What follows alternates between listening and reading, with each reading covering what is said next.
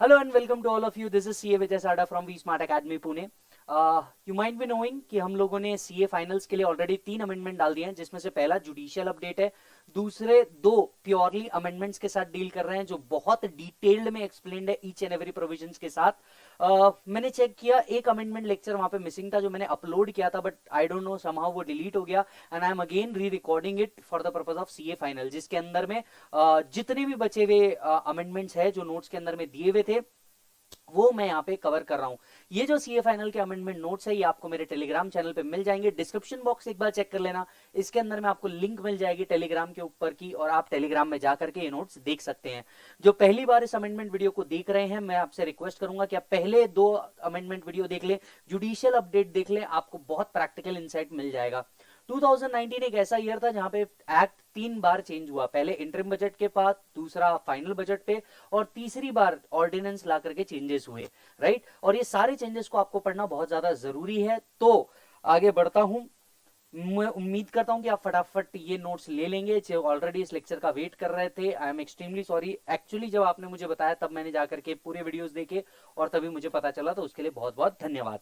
Right, मैं आप सभी का ध्यान सबसे पहले लेके आना चाहूंगा पेज 12.4. फटाफट पेज नंबर 12.4 के ऊपर आ जाएं. यहां पे आपके लिए कुछ अमेंडमेंट्स है. सो पेज 12.4 के ऊपर आ जाएं. 12.4 के ऊपर इंपॉर्टेंट अमेंडमेंट्स आप लोग का वेट कर रही है.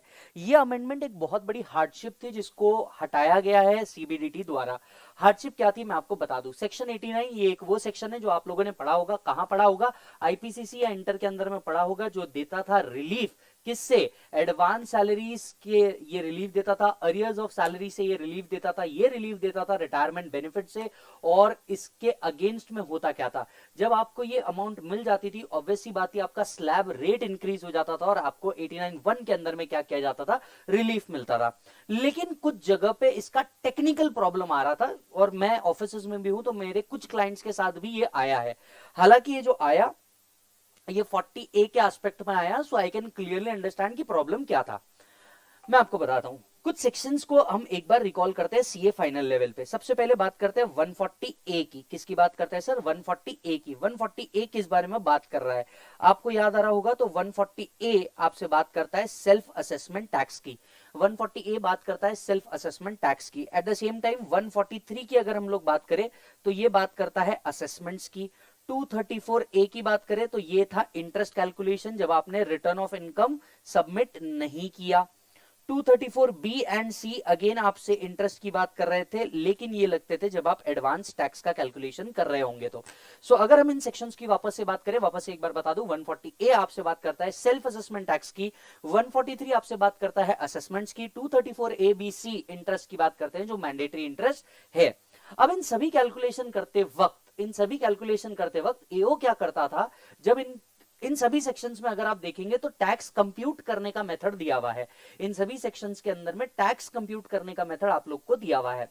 अब इसमें प्रॉब्लम क्या था, ये टैक्स कंप्यूट करते वक्त अगर एसएससी एलिजिबल है 89(1) के रिलीफ के लिए, जो अरियर्स, एडवांस या फिर रिटायरमेंट बेनिफिट्स के कारण कोई रिलीफ मिलता है, अगर ऐसा कोई रिलीफ के लिए एसएससी एलिजिबल है तो वो बेनिफिट एओ उसको प्रोवाइड ही नहीं करता था. एओ बोलता था कि आप इन स्पेसिफिक सेक्शंस को पढ़ के देख लो, चाहे वो 140A हो, 143 हो, 234A हो, 234B हो, 234C हो, इन सभी कैलकुलेशंस के अंदर में कहीं पे भी जब आप टैक्स कंप्यूट करते हैं, इन टैक्स कंप्यूटेशन के अंदर में 89(1) के रिलीफ को कवर ही नहीं किया था.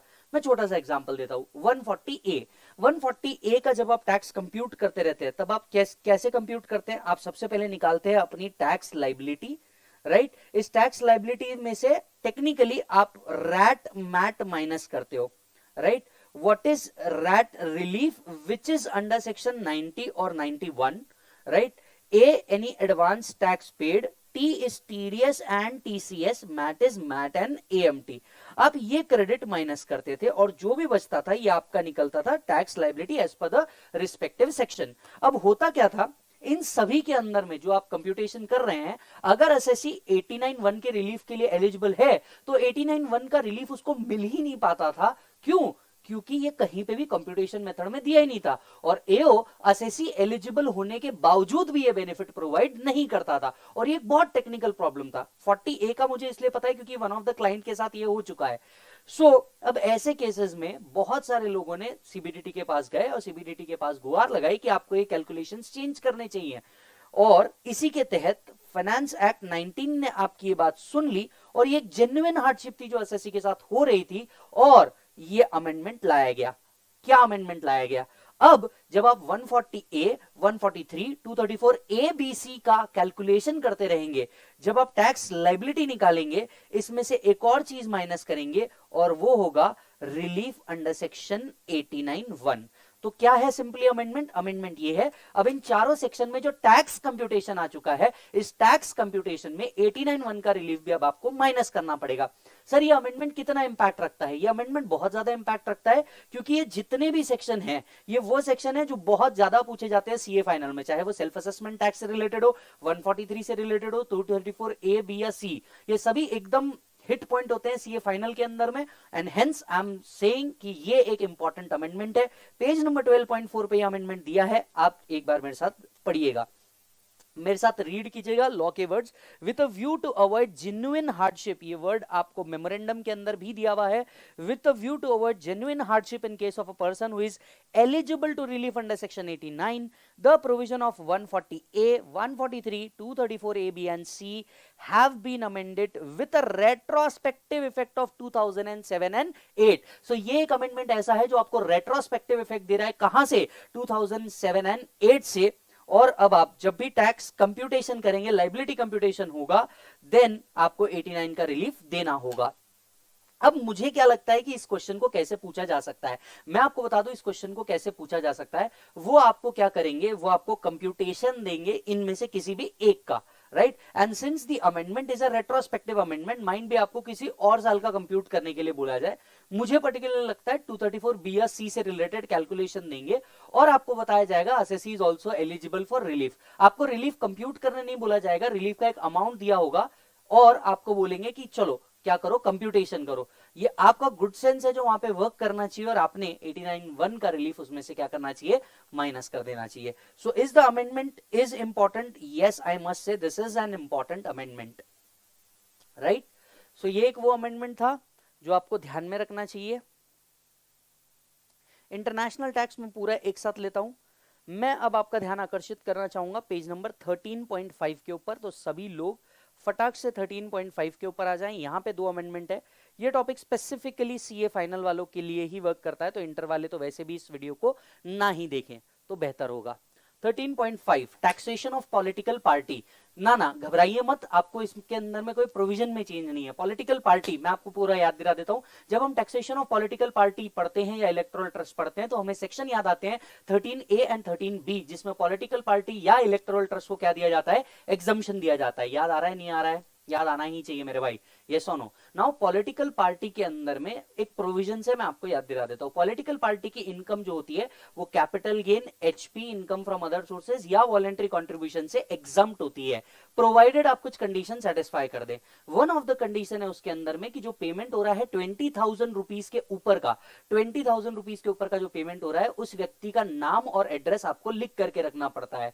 याद आ रहा है आपको? और अकाउंट्स और ऑडिट भी मेंटेन करने पड़ते हैं, बिल्कुल सही। अब आपको मैं याद दिला दूं, पीजीबीपी में एक अमेंडमेंट हुआ है, वो अमेंडमेंट था जहां जहां पे भी पेमेंट अकाउंट पे, चेक, ड्राफ्ट और ईसीएस लिखा था, वहां पे एक और वर्ड ऐड हो गया है, एनी अदर इलेक्ट्रॉनिक मोड। याद आ रहा है आपको? बिल्कुल ठीक, यहां पे भी वही अमेंडमेंट हुआ है कि अगर आप कोई पेमेंट कर रहे हैं तो अकाउंट पे, चेक, ड्राफ्ट, ईसीएस या अदर इलेक्ट्रॉनिक मोड से होना चाहिए। एट द सेम टाइम जब हम 13A पढ़ते हैं तो उसमें एक और पॉइंट लिखा हुआ है कि कोई भी पॉलिटिकल पार्टी 2,000 रुपए से ऊपर का कैश एक्सेप्ट नहीं कर सकती। ठीक वहीं पे किया गया है अमेंडमेंट कि 2,000 रुपए से ऊपर का कोई भी पेमेंट जब पॉलिटिकल पार्टी कलेक्ट करेगी तो ये अकाउंट पे, चेक, ड्राफ्ट या अदर इलेक्ट्रॉनिक मोड से होना चाहिए। बताने की जरूरत नहीं है पेमेंट क्यों किया गया है, जेन्युइन हार्डशिप थी। लोग क्या कर रहे थे, अमेजॉन से, फ्लिपकार्ट के जो इनके बोनस पॉइंट्स होते हैं वहां से पे करते हैं, पेटीएम वॉलेट से पे करते हैं। इस तरह के पेमेंट्स को क्या करने के लिए, बढ़ावा देने के लिए ये किया गया है। सो मेरे साथ रीड कीजिएगा। A political party which want to claim exemption। अब यहां पे जब हम exemption की बात कर रहे हैं तो कौन से exemption की बात कर रहे हैं, 13A के exemption की बात कर रहे हैं, right. So for a political party which wants to claim the exemption in respect of its income under 13A, it shall receive donation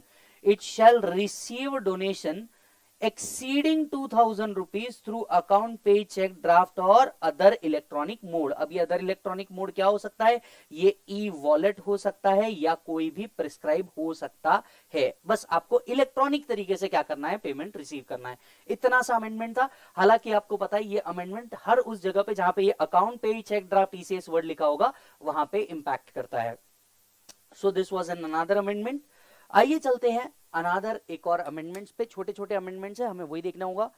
अब next amendment taxation of charitable trust. ठीक उसी के नीचे चाहता हूं पहले आप पढ़ लें फिर मैं आपको एक्सप्लेन कर दूं।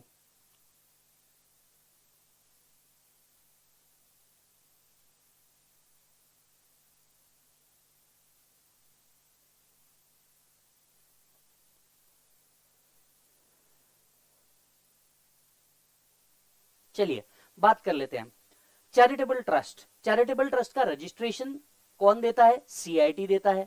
कौन से सेक्शन की हम बात कर रहे हैं? 12 ए की हम लोग बात कर रहे हैं, राइट।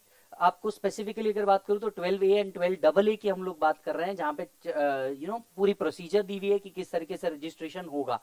रजिस्ट्रेशन कैंसलेशन के ऊपर में कोई बात नहीं लिखी थी और इसी टाइम पे एक बहुत ज्यादा जरूरत थी एक सेक्शन की जो अमेंड किया गया 12AA कि किस तरीके से रजिस्ट्रेशन कैंसिल होगा, उसके प्रोसेस के ऊपर कोई क्लैरिटी नहीं थी। हालांकि अगर हम प्रैक्टिकल लाइफ की बात करें या आपने ऑफिस में भी ट्रस्ट का काम किया होगा, होता यही था, बस लॉ के अंदर में स्पेसिफिक वर्ड्स नहीं दिए थे। जैसे कि हम लोग ऑफिस में भी ट्रस्ट का रजिस्ट्रेशन करते थे या ट्रस्ट का रजिस्ट्रेशन रिमूव करना होता था तो हम लोग जाते सीआईटी के पास ही थे। भले ही आपको एक और पॉइंट याद दिला देता हूं,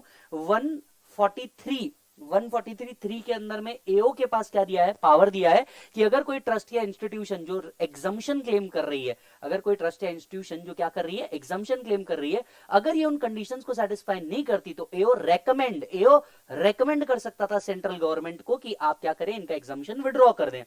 लेकिन एग्जम्पशन विड्रॉ करने का एग्जैक्ट प्रोसीजर और उसके पावर एंड अथॉरिटी ये बताया नहीं था। ये बताया था कि सेंट्रल गवर्नमेंट विड्रॉ करेगी। अब मैं आपको बताता हूं बिहाइंड द सीन्स होता क्या था।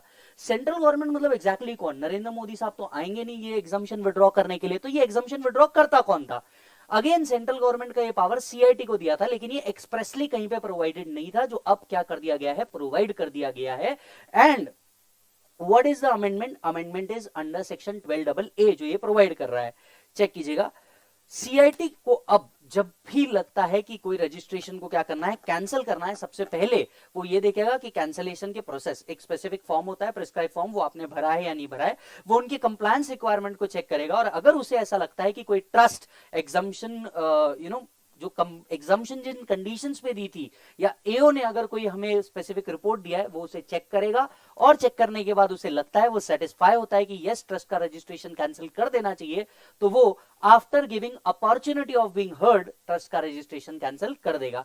तो टेक्निकली ये कोई एक बहुत ज्यादा बड़ा इंपॉर्टेंट काम का जैसे अमेंडमेंट बोल सकते हैं, मैं इसे नहीं कहूंगा।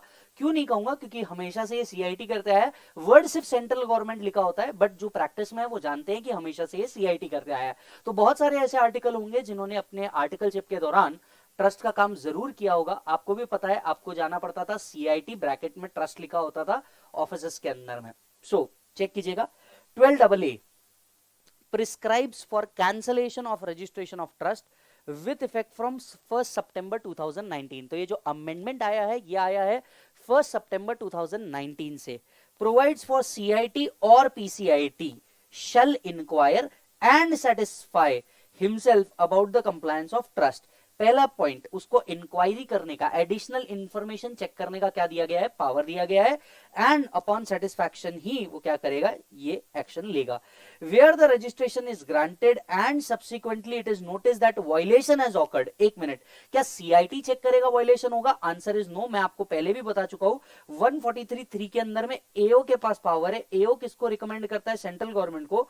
और सेंट्रल गवर्नमेंट ने अपना ये पावर किसके हाथ में दिया हुआ है? सीआईटी के हाथ में दिया हुआ है। तो टेक्निकली ये फंक्शन इस तरीके से करेगा कि 143(3) के अंदर में एओ असेसमेंट करेगा, वो अगर कोई नॉन कंप्लायंस ढूंढता है तो वो सेंट्रल गवर्नमेंट को रिकमेंड करेगा और सेंट्रल गवर्नमेंट का ये जो पावर है ये सीआईटी एक्सरसाइज करेगा।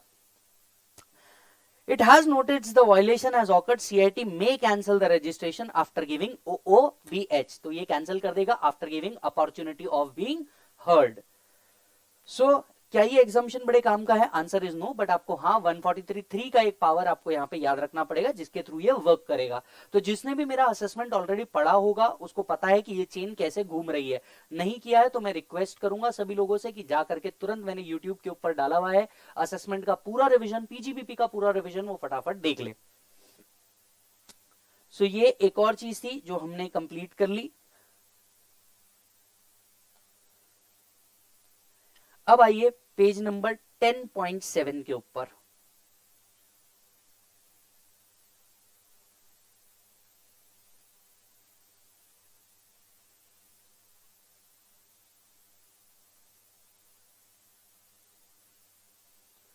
टेन पॉइंट सेवन डिडक्शंस की बात चल रही है और डिडक्शंस में स्पेसिफिकली 80 LA की बात चल रही है।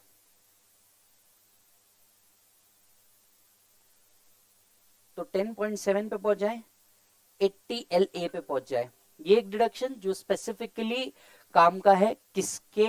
सीए फाइनल वालों के लिए बड़े काम की चीज है। और इसका जो अमेंडमेंट है, मैं इससे बहुत ज्यादा वाकिफ मैं इससे बहुत ज्यादा इंप्रेस नहीं हूं। इंप्रेस इसलिए नहीं हूं क्योंकि ये जो अमेंडमेंट हुआ है कंपनीज एक्ट में हर जगह हुआ है, डायरेक्ट टैक्स में हर जगह हुआ है। अब मैं आपको बता देता हूं 80 LA पहले किस बारे में बात करता था। 80 LA, इसके पीछे की अगर हिस्ट्री देखें तो सबसे पहले हम लोगों ने क्या बनाए? हम लोगों ने बनाए एसीजेड एरिया।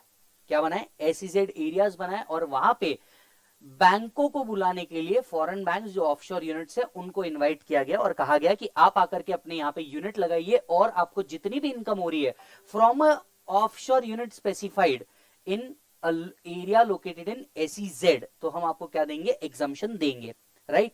पहले जो दिया गया था वो कितने साल का एग्जाम्पशन था, मैं उस बारे में भी बात कर लेता हूं। आपको पहले 5 साल 100% प्रॉफिट का एग्जाम्पशन था और नेक्स्ट 5 साल 50% का एग्जाम्पशन था। इस एग्जाम्पशन को भी चेंज किया गया है, प्लस इसके अंदर में एक और चीज कही गई है। पहले यहां पे सिर्फ एसईजेड एरिया होता था, लेकिन आपको पता है मोदी जी ने क्या लेके आया? आईएफएससी लेकर के आया। कहां पे? गुजरात में और तेलंगाना में, राइट? दो। हालांकि फंक्शनल अभी सिर्फ और सिर्फ गुजरात का है। तो गुजरात में जो आईएफएससी आया, यहां पे भी बैंकों को बुलाना बहुत जरूरी था, और अगर कोई बैंकिंग यूनिट आईएफएससी में लोकेट कर रहा है तो उसको भी ये बेनिफिट देना जरूरी था, और उसी के तहत अमेंडमेंट किया गया। तो टेक्निकली 80 LA में 2 अमेंडमेंट मिलेंगे आपको। एक, एग्जामिशन के नंबर ऑफ ईयर्स को इंक्रीज किया गया है, और दूसरा आईएफएससी के जो यूनिट्स है वहां पे भी एग्जामिशंस प्रोवाइड किया गया है। आइए पढ़ते हैं। The units located in IFSC are provided a deduction under 80 LA, which is contained under heading the C of chapter 6A. मुझे लगता है ये एक काम की चीज आपसे पूछ सकते हैं, भले ही एज ए एमसीक्यू आपसे पूछे, पर ये पूछ सकते हैं whether the banking offshore units located in IFSC would be eligible for 80 LA। आपका जवाब आना चाहिए यस। इसी के साथ साथ आपको मिक्स करके क्वेश्चन पूछेगा, इतना डायरेक्ट क्वेश्चन नहीं पूछेगा, मिक्स करके क्वेश्चन पूछेगा। सबसे पहले मैंने बात कही है बिफोर अमेंडमेंट क्या था और आफ्टर अमेंडमेंट क्या है। चलिए दोनों भी डिस्कस कर लेते हैं। बिफोर अमेंडमेंट था 100% of the profit for 5 consecutive assessment year and thereafter 50% for the next 5 consecutive assessment year beginning from the year in which permission or registration under the relevant law is obtained। तो जब से आपने relevant law के अंदर में permission ली है उस साल से 5 साल तक के आपको 100% एंड देन नेक्स्ट 5 साल 50% का बेनिफिट था, यानी ओवरऑल 10 साल का बेनिफिट आपको यहां पे प्रोवाइड किया गया था। अब चेंज क्या हुआ? इस 10 को कर दिया गया है 15। चेक कीजिए कैसे। ये करने के पीछे लॉजिक क्या था मैं आपको बताता हूं सर। जब यूनिट यहां पे सेटअप किया जाएगा तो ऑलरेडी पहले तो कैपिटल एक्सपेंडिचर्स लग जाते हैं, 4-5 साल तो आपके कैपिटल एक्सपेंडिचर्स में चल जाते हैं, बिजनेस लॉस आता है तो आदमी वैसे भी टैक्स नहीं भरता। तो बैंक्स एंड जितने भी ऑफशोर यूनिट्स थे उन्होंने कहा कि ये कौन सा बेनिफिट आप हमें प्रोवाइड कर रहे हैं? पहले 4 साल तो वहां के जो कैपिटल एक्सपेंडिचर हम लोगों ने इनकर किए हैं उसी के लॉसेस क्लेम करने के लिए जाएंगे, तो आपको हमें कोई जेन्युइन बेनिफिट देना होगा। इसीलिए इसके नंबर ऑफ ईयर्स को बढ़ा दिया गया है और 15 कर दिया गया है, पर ओवरऑल बेनिफिट 10 साल के लिए रखा गया है। अब ये 10 साल आप कोई भी 15 साल के साइकिल में ले सकते हैं, जिसका मतलब ये हुआ लेट्स से अगर कोई ऑफशोर यूनिट आकर के आईएफएससी में लोकेट करता है तो पहले 3-4 साल तो वो अपने कैपिटल एक्सपेंडिचर से पूरे के पूरे लॉसेस क्लेम कर लेगा, और 4-5 साल बाद फिर वो इस बेनिफिट को क्लेम करना शुरू करेगा, so that overall benefit accordingly 15 साल के हो जाए। सो क्या बेनिफिट दिया गया है? 100%, वो जो 50% वाला क्राइटेरिया था उसको बाजू कर दिया। 100% of the profit of such business, such business मतलब कौन सा business? Offshore unit banking business. 100% profit of the such business for 10 consecutive assessment year. साहब अब वो 50 नहीं, direct 100% at the option of the assessee out of 15 years. तो अब क्या कर दिया गया? 10 आउट ऑफ 15 ईयर्स। ऑब्वियसली कोई भी बैंकिंग यूनिट या ब्रांच जो वहां पे सिचुएटेड होगी वो उसके 3-4 साल बाद ही क्लेम करना शुरू करेगी। Beginning from the year in which the permission is granted under the relevant law. Note, under section 80 LA also provide deduction to assessee being certain bank having offshore banking unit in SEZ and deduction available to them has not been increased and stayed the same as before. तो जो certain banks जिनके offshore unit SEZ में उनके benefits को नहीं हलाया गया वो as it is रखा गया है। कॉन्सिक्वेंशियल अमेंडमेंट 115A में भी किया गया है। 115A किस बारे में बात करता है याद दिला दूं। 115A बात करता है नॉन रेसिडेंट टैक्सेशन का एक बहुत बड़ा सेक्शन जिसमें interest income, royalty, fees for technical services जैसी इनकम को क्या किया जाता है? टैक्स किया जाता है। 115A gives the benefit of lower tax rate in certain income received by non-corporate, non-resident और फॉरेन कंपनी। हाँ, ये एक स्पेशल रेट है जहां पे मैं आपको जनरल याद दिला दूं। एफटीएस रॉयल्टी 10% के ऊपर डाला जाता है और इंटरेस्ट इनकम जनरल 20% और बाकी जो स्पेसिफिक इंटरेस्ट इनकम है जो 194 के एलसी, एलडी, एलबी के क्राइटेरिया में आता होगा उसके लिए 5% रखा जाता है। However, it also provide for deduction under chapter 6A cannot be availed for such income. Yes, जो इनकम 115 के A के अंदर में आ रही है उसको कोई डिडक्शन अंडर चैप्टर 6A नहीं मिलता। A proviso has been newly inserted, एक प्रोविजो एक्सेप्शन इंक्लूड किया गया है। कहां? 115A। मैं अभी नॉन रेसिडेंट टैक्सेशन पढ़ाऊंगा वहां पे भी आएगा। A proviso has been newly inserted under 115A which provides that deduction under 80LA can be claimed by a unit in IFSC, not bank in SEZ। तो जो IFSC का यूनिट है वो आप क्या कर सकता है? 80LA बेनिफिट क्लेम कर सकता है। यानी कुल मिला के अगर मैं बात करूं तो जो पहले SEZ वाले यूनिट थे, ऑफशोर यूनिट जो SEZ में थे, क्या इनमें कोई चेंज आया है? Answer is no. इनके एज इट इज रखे गए हैं, इनके लिए कोई चेंज नहीं है। जितना चेंज है ये पूरा का पूरा किसके लिए आया है? IFSC के लिए आया है। IFSC के लिए ही ये सारा चेंज है। जहां पे क्या किया गया है? अगेन आपको 10 ईयर का बेनिफिट दिया गया है आउट ऑफ 15 ईयर्स।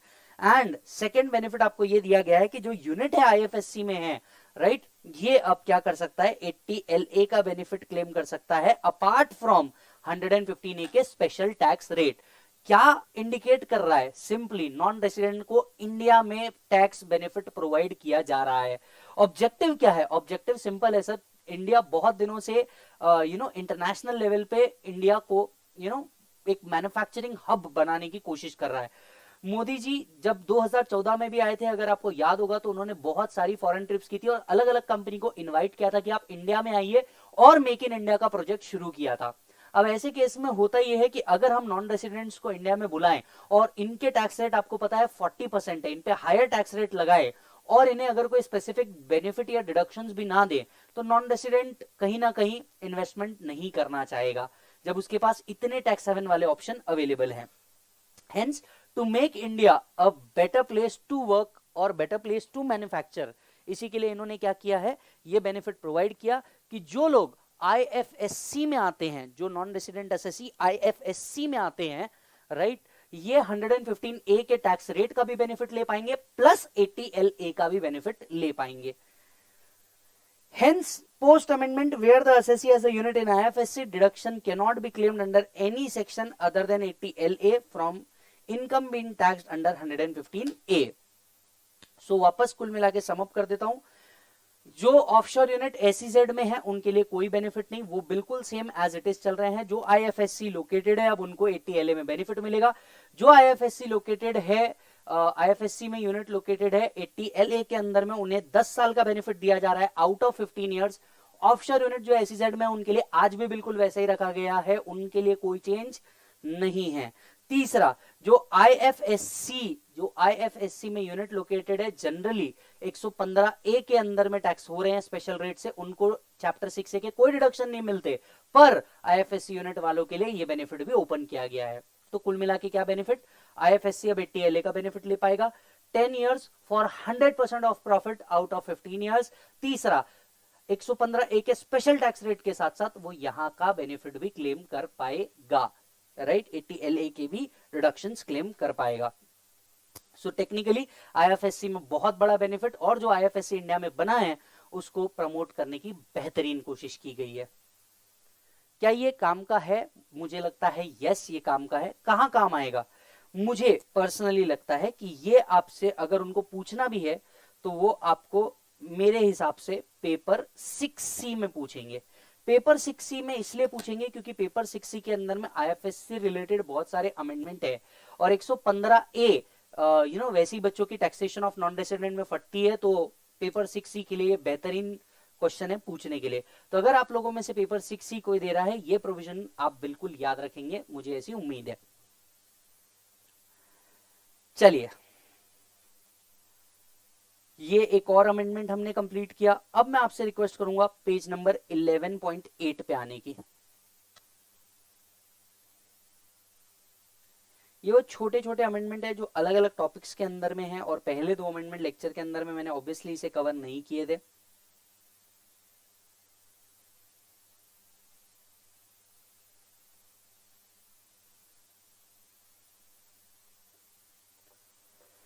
यस, चलिए स्टार्ट करते हैं। Procedure for claiming refund. क्या ये एग्जाम पॉइंट ऑफ व्यू से काम का है क्या? Answer is no. Exam point of view से मुझे बिल्कुल नहीं लगता ये काम का है। ये अमेंडमेंट आप छोड़ भी देते तो भी चलता, बट स्टिल सीए फाइनल में कुछ भी छोड़ा हुआ कभी भी बेहतर नहीं है। सो आई विल ऑलवेज से कि अमेंडमेंट है तो इसे पढ़ डालो, पढ़ के एक बार का खत्म कर डालो। It's very important. कुछ भी छोड़ा हुआ सीए फाइनल में मैं सजेस्ट बिल्कुल नहीं करता, एंड स्पेशली अब procedure for claiming refund section 239। चलिए इसे बाजू करते हैं, प्रैक्टिस की बात करते हैं। मुझे एक बात बताइए, आप में से जितने लोगों ने भी आज तक के आर्टिकलशिप की है, राइट, या मेरे ऑफिस में भी जो बच्चे काम कर रहे हैं और ये देख रहे हैं, मैं फटाफट उनसे बात करता हूं, क्या हमने अगर एसएससी को रिफंड आ रहा होगा तो रिफंड के लिए क्या कोई सेपरेट फॉर्म भरा कभी? आपको बता दूं, ये एक ओल्ड प्रोसीजर थी। जहां पे एसएससी का कोई रिफंड आ रहा था तो हम क्या करते थे, एक फॉर्म नंबर 30 रहता था, हम फॉर्म नंबर 30 भरते थे और रिफंड को क्लेम करते थे। Over the period of time, पिछले 4-5 साल से, जब से इनकम टैक्स डिपार्टमेंट और ज्यादा सक्रिय हो चुका है, तब से हम लोग ऐसे कोई फॉर्म स्पेसिफिकली नहीं भरते, राइट, और हम सिर्फ एक रिटर्न ऑफ इनकम भरते थे। ये रिटर्न इमीडिएटली प्रोसेस होता था 143(1) के अंदर में, और अगर 241A के अंदर में एओ को कोई शक एसएससी के ऊपर नहीं है या वो उसका असेसमेंट नहीं करने वाला था, तो ये रिफंड कुछ दिनों में ही रिटर्न प्रोसेस होने के बाद आपको क्या कर दिया जाता था, ग्रांट कर दिया जाता था without filing this prescribe form.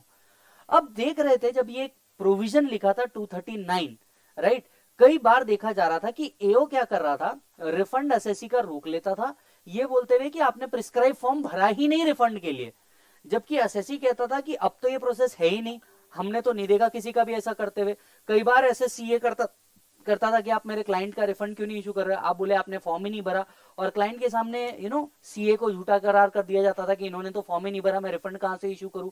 ऐसे केसेस में बहुत ज्यादा पुरानी प्रैक्टिस को हटाने के लिए एक प्रोविजन को लेके आया गया, जिसे कहा गया कि अब आपको स्पेसिफिकली ये फॉर्म भरने की जरूरत नहीं रिफंड क्लेम करने के लिए, आप डायरेक्टली रिटर्न ऑफ इनकम भरेंगे, लॉस क्लेम कर लेंगे और आपको रिफंड उसी के तहत क्या कर दिया जाएगा, प्रोवाइड कर दिया जाएगा।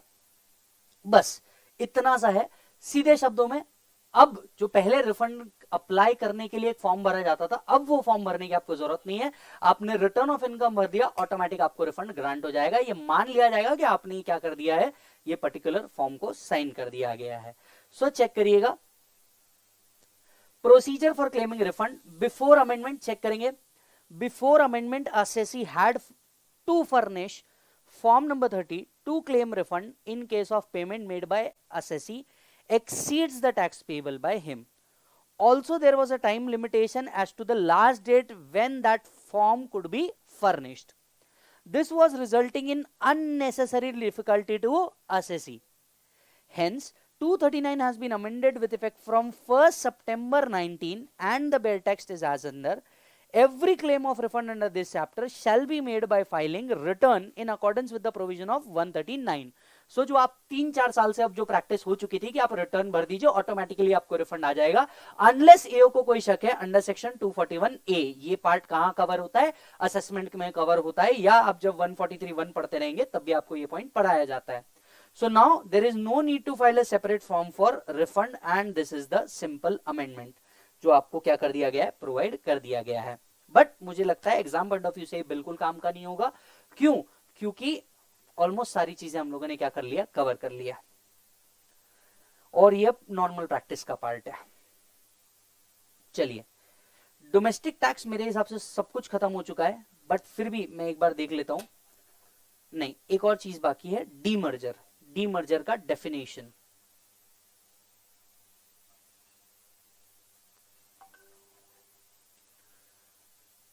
If I am not wrong, capital gain के अंदर में आपको ये मिलेगा। यस, पेज नंबर 6.4, डीमर्जर का डेफिनेशन चेंज हुआ है। इस पॉइंट पे आ जाइए फटाक से, डेफिनेशन पढ़िए, डिस्कस करते हैं।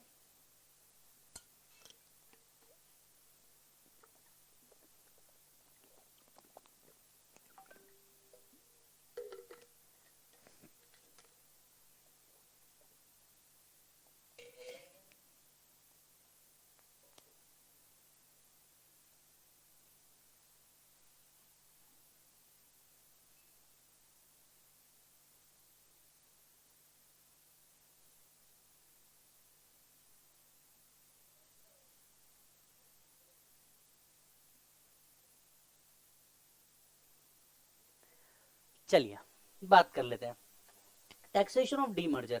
एक ऐसा पॉइंट जो सीए फाइनल के अंदर में रिलेवेंट होता है। आपको पता होगा डीमर्जर की कंडीशंस थी। क्या कंडीशंस होती है डीमर्जर की? डीमर्जर की कंडीशंस होती है asset and liability has to be recorded at the book value of the company. Income tax, Ind AS. Ind AS के अंदर में जब आप लायबिलिटी रिकॉर्ड करते हैं तो उस केस में जो companies Ind AS compliant companies है, they have to record the value apart from the book value, that is the fair market value of the liability has to be taken in case as per the IND AS।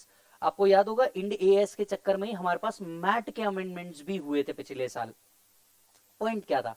अब demerger के अंदर में देखिए, demerger की conditions कहती है कि आपको वैल्यू वही रिकॉर्ड्स करनी होगी जो बुक्स ऑफ अकाउंट्स के तहत है, जबकि इंड एएस कह रहे हैं कि आपको वैल्यू जो होती है ये apart from book value different value record करनी थी। असेसी जो था, बीइंग अ कंपनी जो इंड एएस कंप्लायंट कंपनी है, वो परेशान हो जा रहा था कि एग्जैक्टली करना क्या, मुझे इंड एएस फॉलो करना है या अकाउंटिंग इंड एएस फॉलो करना है जो हमें प्रोवाइड किया गया है, या इनकम टैक्स के कंडीशंस को फॉलो किया जाए। इन शॉर्ट, इनकम टैक्स के अंदर में डीमर्जर की डेफिनेशन में सुटेबल अमेंडमेंट नहीं थे जो इंड एएस को कंप्लाई किया जाए।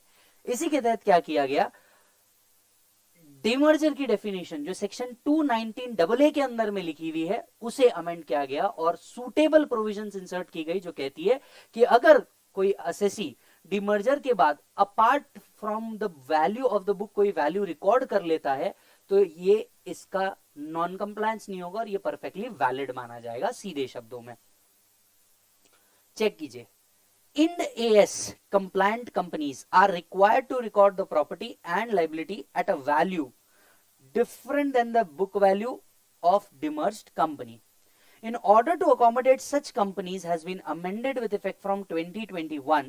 The amended provisions provide that requirement of recording the property and liability at book value shall not be applicable in case where property and liability received by it are recorded at a value different from value appearing in books of accounts। So demerger के case में अगर कोई आपने value different भी record की है, हम इसे बिल्कुल नहीं मानेंगे कि ये वायलेशन है डीमर्जर की कंडीशंस का। हेंस इतना सा अमेंडमेंट इसके अंदर में लाया गया है। इसको कैसे पूछा जा सकता है? मुझे लगता है इसे केस स्टडी के फॉर्म में पूछा जा सकता है। बोला जा सकता है आपको कि कुछ कंपनीज है। अब देखिए, जब इंस्टीट्यूट आपको मिक्स करेगा इसमें 4-5 क्वेश्चन मिक्स कर देगा। सबसे पहले तो वो कर देगा कि भैया डीमर्जर हो रहा है, डीमर्जर के अंदर में असेट्स एंड लायबिलिटीज क्या की जा रही है, प्रोवाइड की जा रही है, बताइए ये ट्रांसफर है या नहीं। आपको सेक्शन 47 की कंडीशन याद रखनी पड़ेगी। अगर कंडीशन सेटिस्फाई होती है तो it will not be treated as transfer, बराबर है, provided conditions are satisfied. Plus brought forward loss और कैरी फॉरवर्ड का पॉइंट भी आपको मिला के पूछ लेंगे कि नए साल मिलेंगे या एग्जिस्टिंग ईयर्स मिलेंगे, और लॉसेस कैरी फॉरवर्ड करने के लिए कंडीशंस क्या है, तो जो हमने सेट ऑफ में पढ़ा था वो प्रोविजंस आपको मिक्स कर देंगे। और तीसरा क्वेश्चन कहीं ना कहीं आपको डाल देंगे कि भैया जो वैल्यू रिकॉर्ड की गई है ये apart from book value record की गई है, क्या इसे अप्रोप्रिएट माना जाएगा for the purpose of taking exemption. यहां इस तरीके से आपको यह पूछा जा सकता है, तो आपने स्पेसिफिकली ध्यान रखना। इंपॉर्टेंट मुझे नहीं लगता बहुत ज्यादा इंपॉर्टेंट है, बट हाँ रेलेवेंट हो सकता है अगर वो आपसे डीमर्जर का क्वेश्चन पूछे तो। सो यस, ये भी कंप्लीट हो गया। एक बार हम लोग वापस से नोट्स में चल जाते हैं। मैंने नॉन रेसिडेंट टैक्सेशन का पार्ट पूरा का पूरा रोक रखा है, मैं सारे नॉन रेसिडेंट टैक्सेशन एक साथ बता देता हूं, सो दैट पेपर 6C वालों के लिए भी बेनिफिट हो जाएगा, क्योंकि आपको जितने इसमें प्रोविजन है वो सारे उनको है ही है। तो मैं एक बार वापस से शुरुआत से नोट्स चालू कर रहा हूं और देख रहा हूं कि मैंने सब कुछ कवर किया है कि नहीं, क्योंकि जो पहले का लेक्चर रिकॉर्डेड था और जो अब लेक्चर रिकॉर्ड कर रहा हूं, मतलब मेरे को भी एक बार देखना चढ़ेगा, और मैं खुद नहीं चाहता कि मैं कोई भी प्रोविजन मिस आउट कर दूं। हालांकि मैंने अमेंडमेंट इतने सिंप्लीफाइड लैंग्वेज में जरूर दिए कि आप उसको सेल्फ भी रीड करोगे तो आपको समझ में आएगा, but still I feel this is my responsibility and I should complete it. सबसे पहले page number 1 constitutional validity, we have done it. rebate surcharge, we have done it. Marginal relief and the new section 115 BA series, we have done it. Basic lecture हमने पूरा complete कर दिया। Income deem to accrue और arise in India का section 9 वाला amendment हमने पढ़ लिया। 9A वाला पार्ट, जी हाँ 9A वाला पार्ट इंटरनेशनल टैक्स के अमेंडमेंट्स को पूरा एक साथ देखते हुए करेंगे, तो ये पेंडिंग है, मैं यहाँ पे लिख के रख रहा हूं पेंडिंग।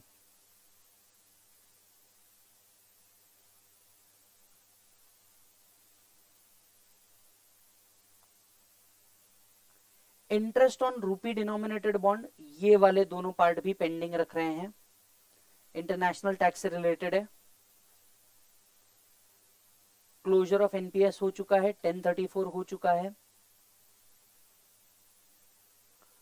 स्टैंडर्ड डिडक्शन कंप्लीट, ये सैलरी से रिलेटेड अमेंडमेंट्स थे जो हमने कंप्लीट कर लिए। एचपी से रिलेटेड अमेंडमेंट्स हम लोगों ने पूरे कवर कर लिए हैं, more than one house property वाला भी कवर कर लिया है। पीजीबीपी रिलेटेड ये तीनों अमेंडमेंट हमने कवर कर लिया। 43(1), 43 सीए वाला अमेंडमेंट हमने कंप्लीट कर दिया। 44 एडी, 40 एआई वाला अमेंडमेंट भी हम लोगों ने कंप्लीट कर लिया था। 43 B completed.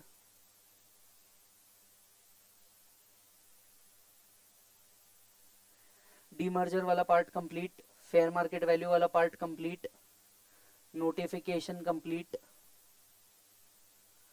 Amendment in 54 completed, taxation of buyback, ये इंपॉर्टेंट भी मानक मार्क कराया था मैंने, आप एक बार देख लेना, हमने ये भी कंप्लीट कर लिया है।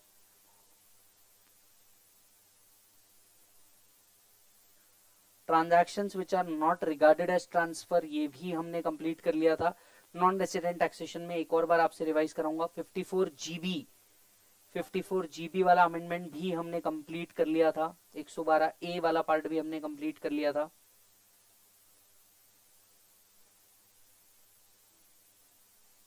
Notification 60/2018, we have done it. Press note, we have done it. Taxation of gifts, we have done it. Issue of share at premium, we have done it.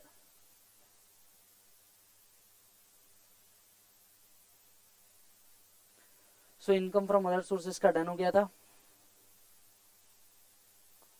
Then carry forward and set off of a closely held company, we have done it. सब NCLT से related amendment था इसके अंदर में।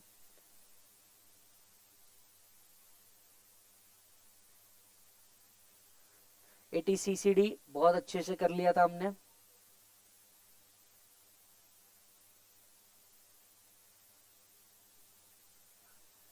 ATEEA done, EEB done, ATIBA done,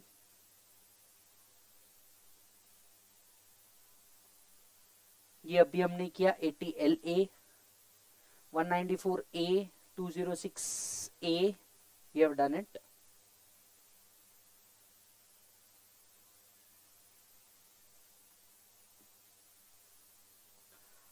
194 DA done, 194 I done,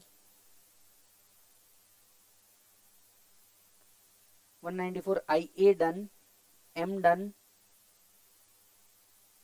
194 N done.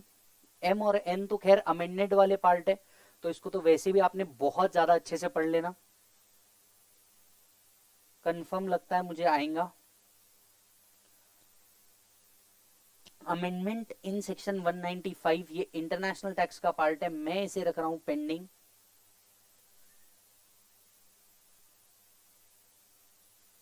हालांकि इसमें बहुत ज्यादा अमेंडमेंट नहीं हुआ है। 239 डन, 139 डन, 139 के अंदर में 54F के एग्जम्पशंस हुए हैं, वो देख लेना। Requirement to furnish PAN, we have done it. 139 AA we have done Aadhaar related amendment. 139 1C we have done। 234 ABC में जो 89 1 का रिलीफ हुआ है we have done। Advance pricing agreement, yes, इसे रखा गया है पेंडिंग। इंटरनेशनल टैक्स का पार्ट है, तो मैं अभी ही पूरे के पूरे आपको वापस से प्रोवाइड करता हूं। Amendment in respect of secondary adjustments pending, international tax का ही पार्ट है।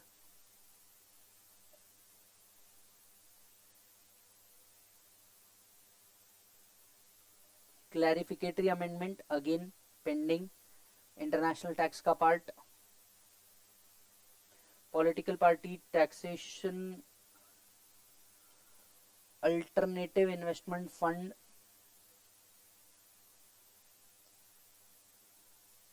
Pending.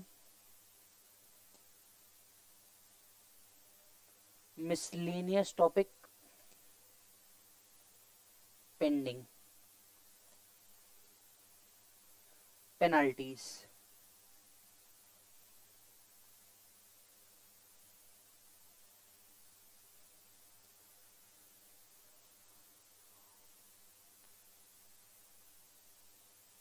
taxation of non-resident and tax on distributed income, that's it। so majorly कुछ चीजें बाकी है। मिसलेनियस टॉपिक पे आइए, पेज नंबर 14.2 मिसलेनियस टॉपिक पे आइए। ये इंटरनेशनल टैक्स से रिलेटेड नहीं है, यहीं से रिलेटेड है, मैं आपको बता देता हूं।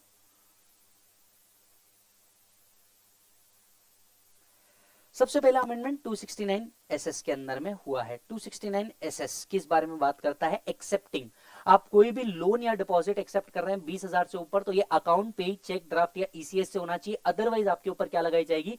Amount equal to the loan and other thing penalty लगाई जाती है। लोन या डिपॉजिट जो भी आप एक्सेप्ट कर रहे हैं, तो एक्सेप्टर के ऊपर 269 SS लगता है। अब उन्होंने बोला था 20,000 के ऊपर जो भी आप अमाउंट रिसीव कर रहे हैं, it should be purely bye account पे, चेक ड्राफ्ट और ECS। जहां पे भी अमेंडमेंट हुआ है, आपको तो याद होगा, एक और वर्ड ऐड किया गया है, अदर इलेक्ट्रॉनिक मोड। तो बस उतना सा अमेंडमेंट है यहाँ पे 269 SS के अंदर में, जो कहता है कि आप अगर कोई भी 20,000 से ऊपर का पेमेंट या डिपॉजिट एक्सेप्ट कर रहे हैं, it should be bye account पे, चेक ड्राफ्ट, ECS या अदर इलेक्ट्रॉनिक मोड। तो एक जगह याद रखना पड़ेगा, पूरे एक्ट में जहां जहां पे भी अकाउंट पे, चेक ड्राफ्ट और ECS लिखा था, वहां हर जगह पे इन्होंने अदर इलेक्ट्रॉनिक मोड को क्या कर दिया गया है? ऐड कर दिया गया है।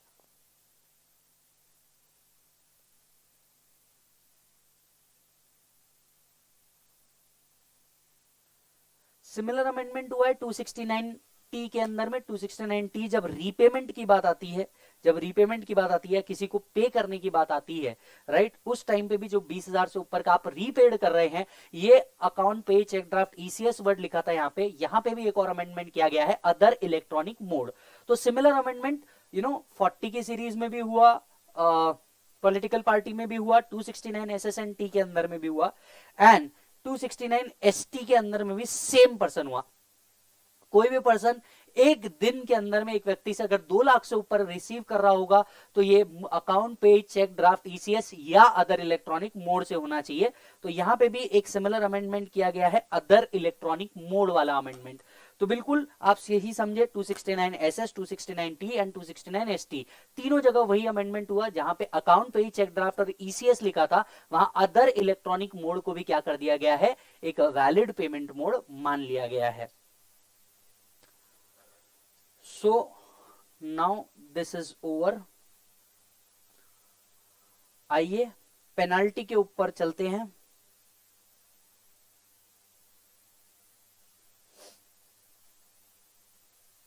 सबसे पहले पेनल्टी की बात करूंगा 272B की, हमने डिस्कस किया है, फिर भी आप एक बार पढ़िए।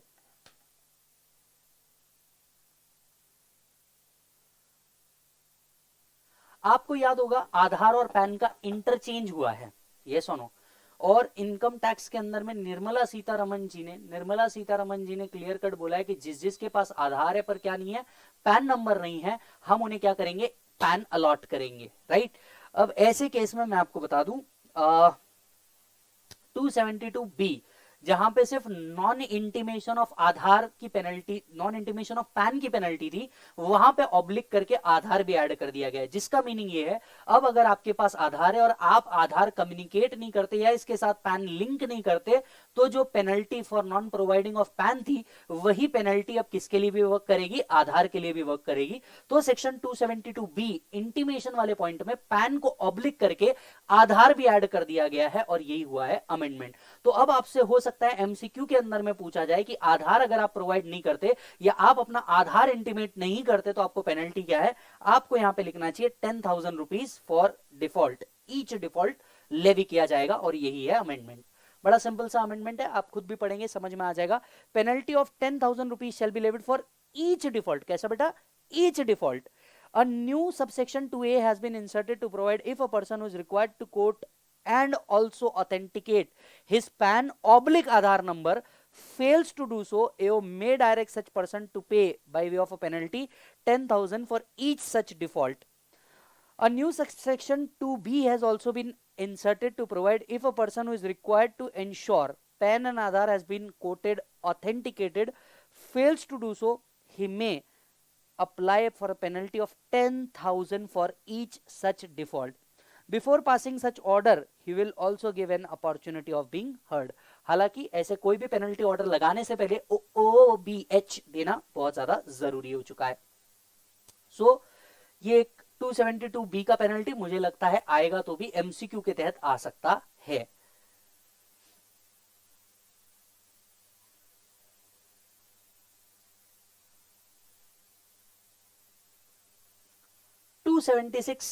C अगेन एक पेनल्टी के अंदर में अमेंडमेंट, प्लीज इसे ध्यान से देखिएगा, पहले पढ़ लो फिर आपको बात करते हैं, टेक्निकली प्रोसिक्यूशन पेनल्टी से रिलेटेड है।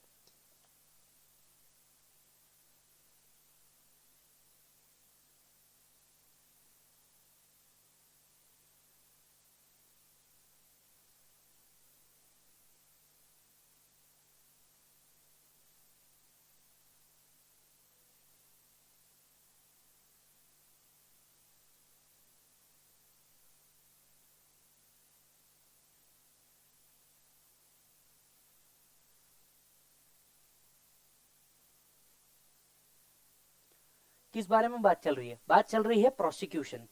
प्रोसिक्यूशन प्रोसीडिंग किसी भी व्यक्ति के अगेंस्ट में प्रोसिक्यूशन कब लगाया जाता है, प्रोसिक्यूशन प्रैक्टिकली लगाया जाता है किसके ऊपर, एक इंडिविजुअल के ऊपर, क्योंकि वही जेल जा सकता है, कंपनी जा नहीं सकती। तो जब आप ये सेक्शन पढ़ेंगे तो आपको बाकायदा दिख जाएगा other than company word use किया हुआ। तो किसी भी पर्सन राइट को अगर रिटर्न भरना था, उसकी टैक्स लाइबिलिटी 3,000 रुपए से ऊपर जा रही थी कैलकुलेशन करने के बाद, जो 276C के अंदर में था, तो उसके ऊपर प्रोसिक्यूशन के प्रोसीडिंग भी क्या किए जाते थे, इनिशिएट किए जाते थे। अब 3,000 रुपए आज की डेट में बहुत छोटी अमाउंट हो गई, और इसी के लिए इसको थोड़ा सा रैशनलाइज किया गया और इसे 10,000 पे लाया गया।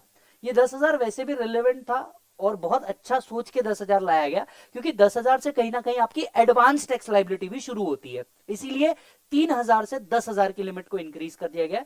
मतलब 276C के कैलकुलेशन, टैक्स पेबल कैलकुलेशन के बाद अगर टैक्स पेबल 10,000 से ऊपर आ रहा है तो ही एओ आपके ऊपर क्या करेगा, प्रोसिक्यूशन की प्रोसीडिंग इनिशिएट करेगा। So what is the amendment, amendment is जो प्रोसिक्यूशन के लिए 3,000 रुपए का लिमिट था उसको इंक्रीज करके कितना कर दिया गया है, 10,000 कर दिया गया है, राइट। चलिए, so 276C provides that prosecution proceeding for failure to furnish return of income against a person shall not proceed against for failure to furnish in due time if the tax payable of such person not being a company does not exceed 3,000। तो हम prosecution proceeding कभी नहीं बढ़ाते थे अगर 3,000 के ऊपर उसका टैक्स पेबल ना निकले। In order to rationalize the aforesaid amendment, 276CC, the following amendment has taken place.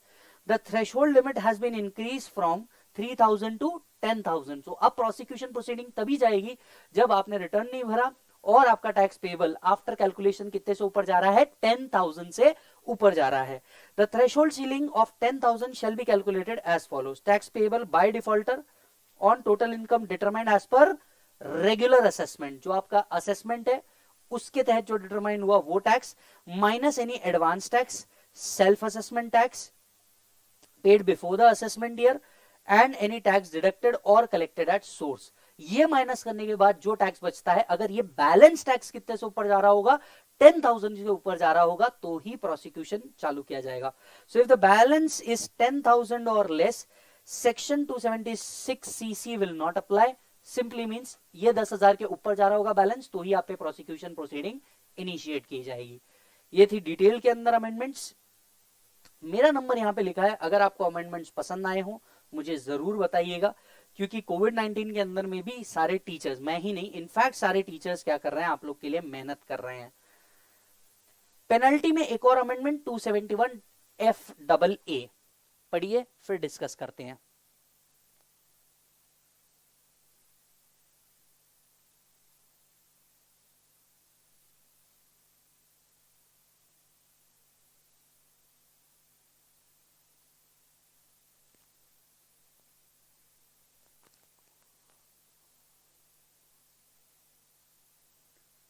चलिए, यहां पे एक सेक्शन लिखा है 285BA.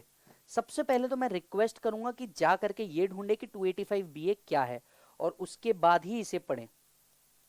आप कोई भी बुक निकालें, फटाफट जाके ढूंढे 285 है क्या, तो आपको ये अमेंडमेंट 1 मिनट के अंदर में समझ में आ जाएगा. ये मेरी गारंटी है आप सभी लोगों से.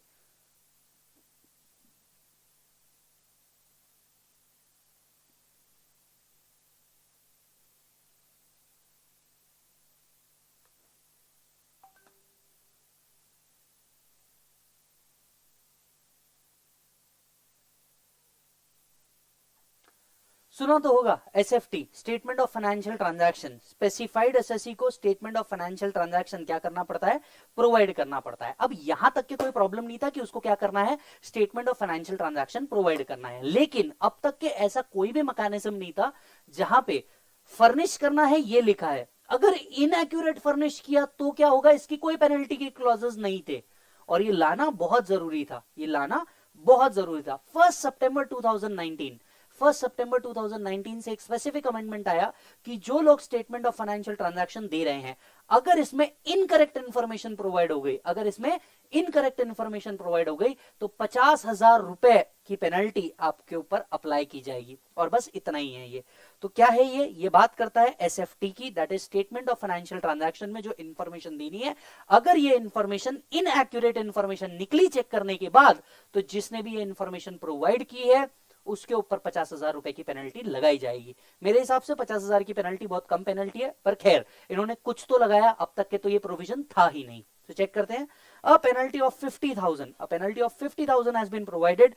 The said provision of 271FAA has been amended so as to extend the penalty for furnishing inaccurate information to all person referred in 285BA. तो 285BA के अंदर में एक पेनल्टी एक्सटेंड की गई है कि अगर इसमें जो इंफॉर्मेशन प्रोवाइड की जा रही है, अगर ये इंफॉर्मेशन इनएक्यूरेट निकली, 50,000 रुपए तक की क्या लगेगी, पेनल्टी लगेगी. हालांकि मैं आप सभी को इसके पहले भी बता चुका हूं कि पेनल्टी ऐसे ही नहीं लगती. पेनल्टी को क्या करना पड़ता है, इनिशिएट करना पड़ता है. सो ऑब्वियस सी बात है, इनिशिएट होगा तो ही आगे बढ़ेंगे. अगेन हम लोगों ने ये भी कंप्लीट कर लिया और आई गेस अब सिर्फ और सिर्फ टैक्सेशन ऑफ नॉन रेसिडेंट वाले पार्ट बाकी है. सो मैं आपसे रिक्वेस्ट करता हूं फटाफट एक ब्रेक ले लें. ब्रेक के बाद हम लोग सीधे और सिर्फ जो टैक्सेशन ऑफ नॉन रेसिडेंट्स है या इंटरनेशनल टैक्स अमेंडमेंट है उसके ऊपर डिस्कशन करते हैं. Have a little break, take care.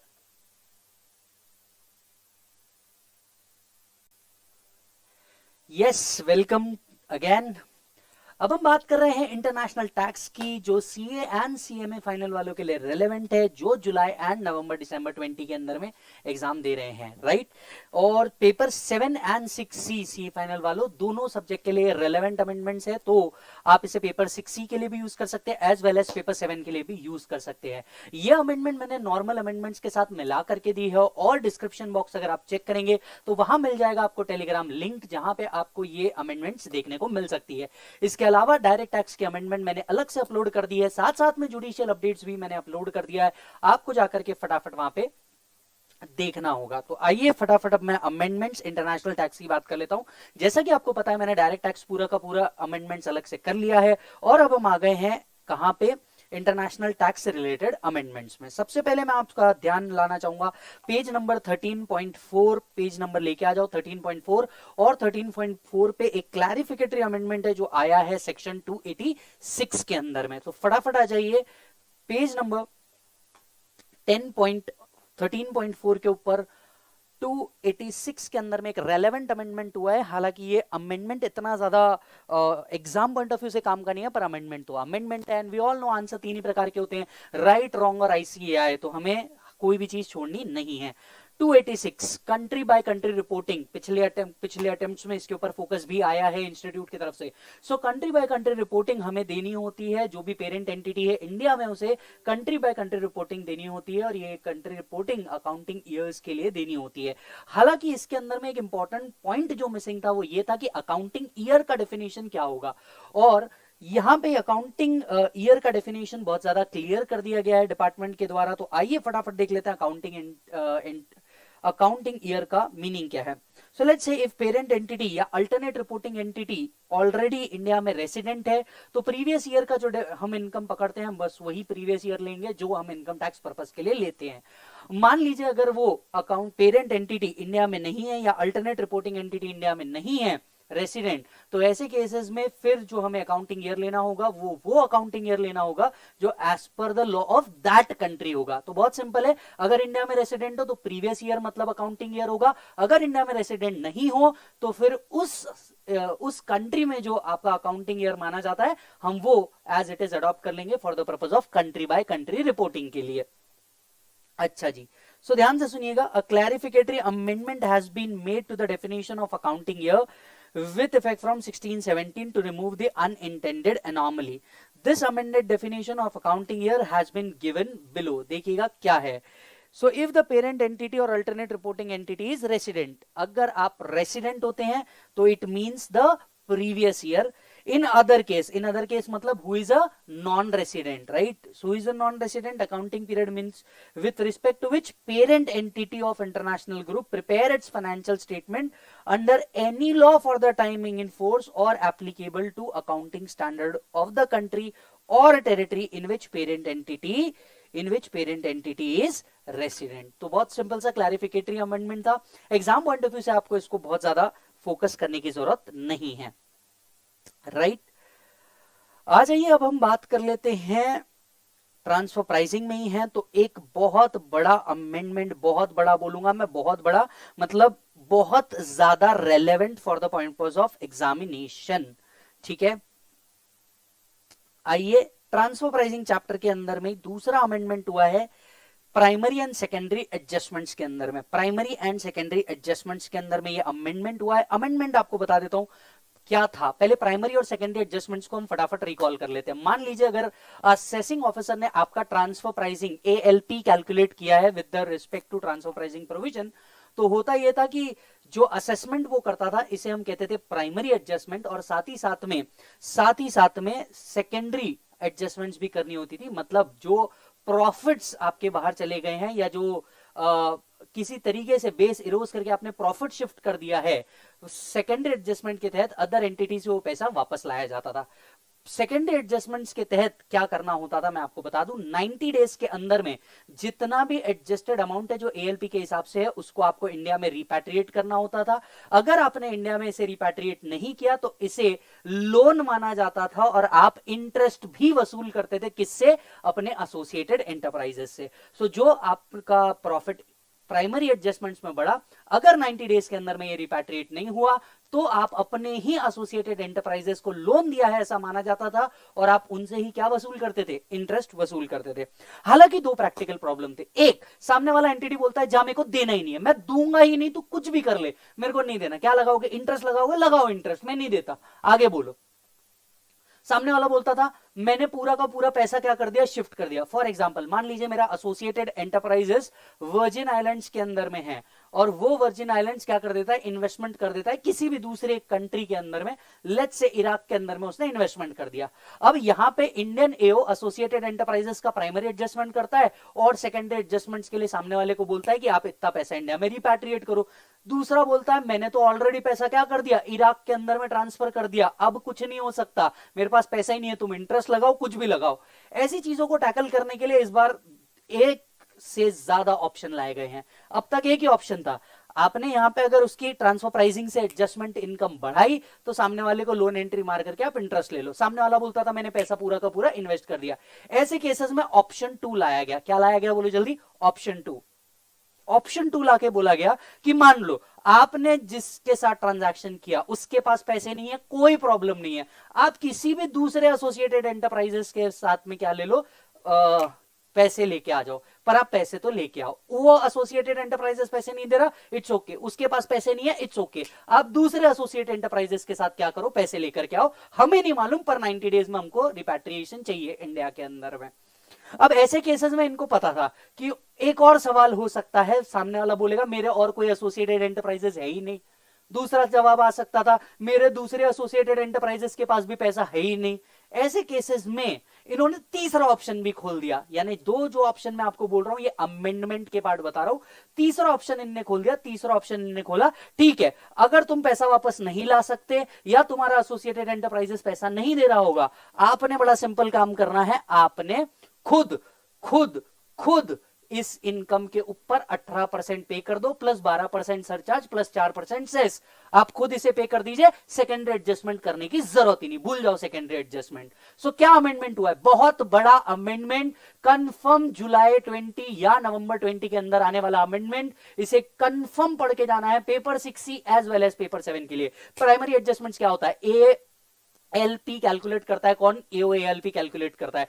जैसी एएलपी कैलकुलेट हुई ये हुआ आपका प्राइमरी एडजस्टमेंट। सेकंड एडजस्टमेंट करना होता है जैसी इनकम आपकी बढ़ाई, क्योंकि ट्रांसफर प्राइसिंग में इनकम कम हो नहीं सकती, बाय डिफॉल्ट में जैसी आपकी इनकम बढ़ाई एसोसिएटेड एंटरप्राइजेस से पैसा लेके आओ। अब तक यही लॉ हुआ करता था कि एसोसिएटेड एंटरप्राइजेस से मनी रिपैट्रिएट करो, कितने दिन के अंदर में, 90 डेज के अंदर में आपको मनी रिपैट्रिएट करना है। ऑप्शन 1, फाइनेंस एक्ट 19 ने और दो ऑप्शन खोल दिए। ऑप्शन नंबर 2 बोलो क्या, ऑप्शन नंबर 2 आपसे नहीं होता, किसी दूसरे एसोसिएट एंटरप्राइजेस से लाओ लेकिन पैसा लेकर के आओ, उस एंटिटी के पास नहीं है, इट्स ओके, कोई भी दूसरे एसोसिएट एंटरप्राइजेस के पास से लेकर आ जाओ, हमको फर्क नहीं पड़ता, पर पैसा इंडिया में चाहिए मतलब चाहिए।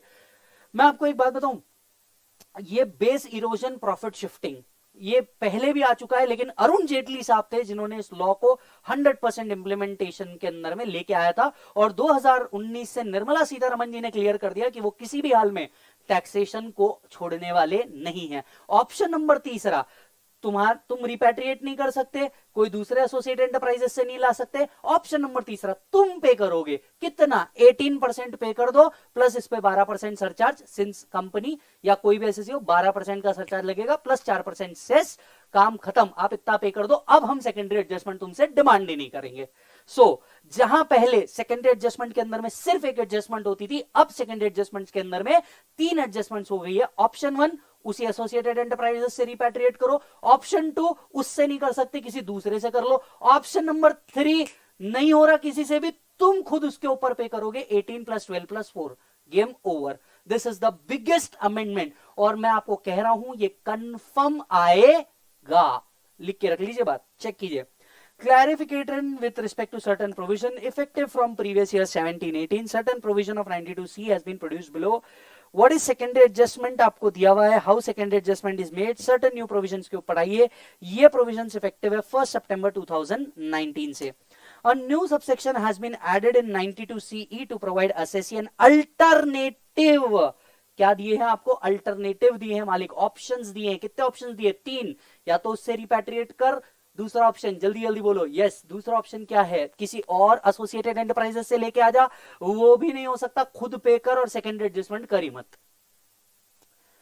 Newly inserted provide that if the excess money, जो एक्सेस मनी कहां से आया होगा, ALP कैलकुलेट करके आया होगा, वो वाला बोल रहे हैं। If excess money or part thereof has not been repatriated, repatriate कितने दिन में करना होता था, 90 डेज के अंदर में, is not repatriated within the prescribe time, the assessee may at his option, assessee may at his option pay additional tax of 18% on such excess or part thereof. आप क्या कर लो, पे कर लो।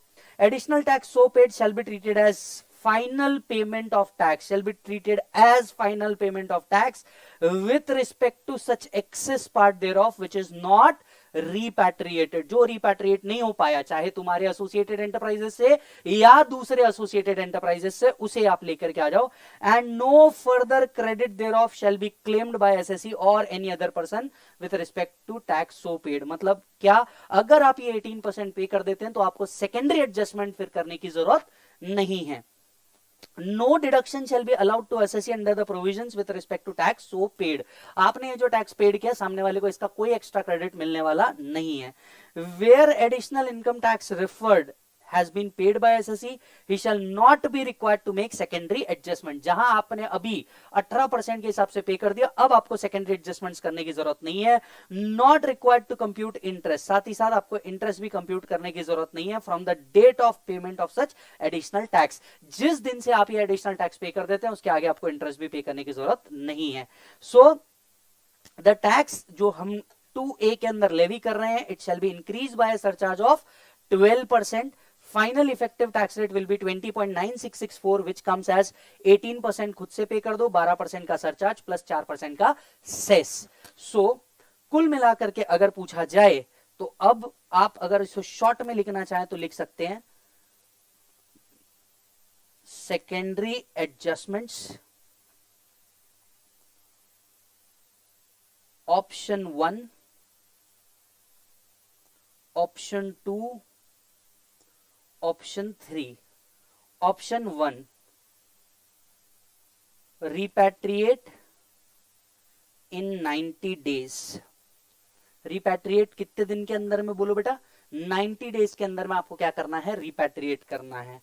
किससे, from associated enterprises से। ये नहीं हो पाया, option 2 repatriate from another associate enterprises।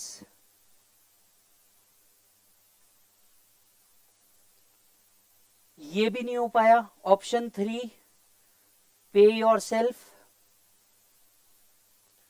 18% plus 12% plus 4%। Game over. Primary secondary adjustments के अंदर में ये एक बहुत बड़ा अमेंडमेंट जो एग्जाम पॉइंट ऑफ व्यू से आपके काम आएगा। तो सर जल्दी से पढ़ लीजिए, बहुत काम की चीज।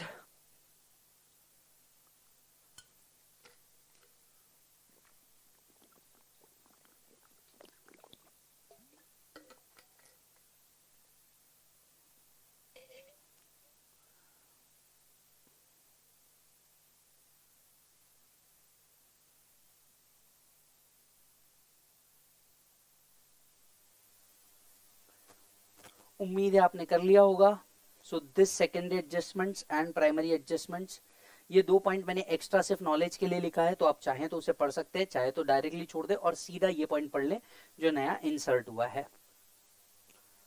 So this was second amendment. पहला अमेंडमेंट हमने किया 286 का क्लैरिफिकेशन ट्रांसफर प्राइसिंग के अंदर जो ऐड हुआ है। दूसरा अगेन ट्रांसफर प्राइसिंग के अंदर में ऐड हुआ है वो था सेकेंडरी एडजस्टमेंट। तीसरा अमेंडमेंट जो आया है अगेन ट्रांसफर प्राइसिंग में आया है एडवांस प्राइसिंग अग्रीमेंट को लेकर के। ठीक है, सो पेज नंबर 13.1 पे आ जाइए। हम तीसरा अमेंडमेंट करने जा रहे हैं जो एडवांस प्राइसिंग अग्रीमेंट्स के अंदर आया है। तो प्लीज एक बार चेक कर लीजिएगा, ये ऊपर वाला पार्ट एक बार पढ़ लीजिए, मैं इसको आपको एक्सप्लेन करने वाला हूं।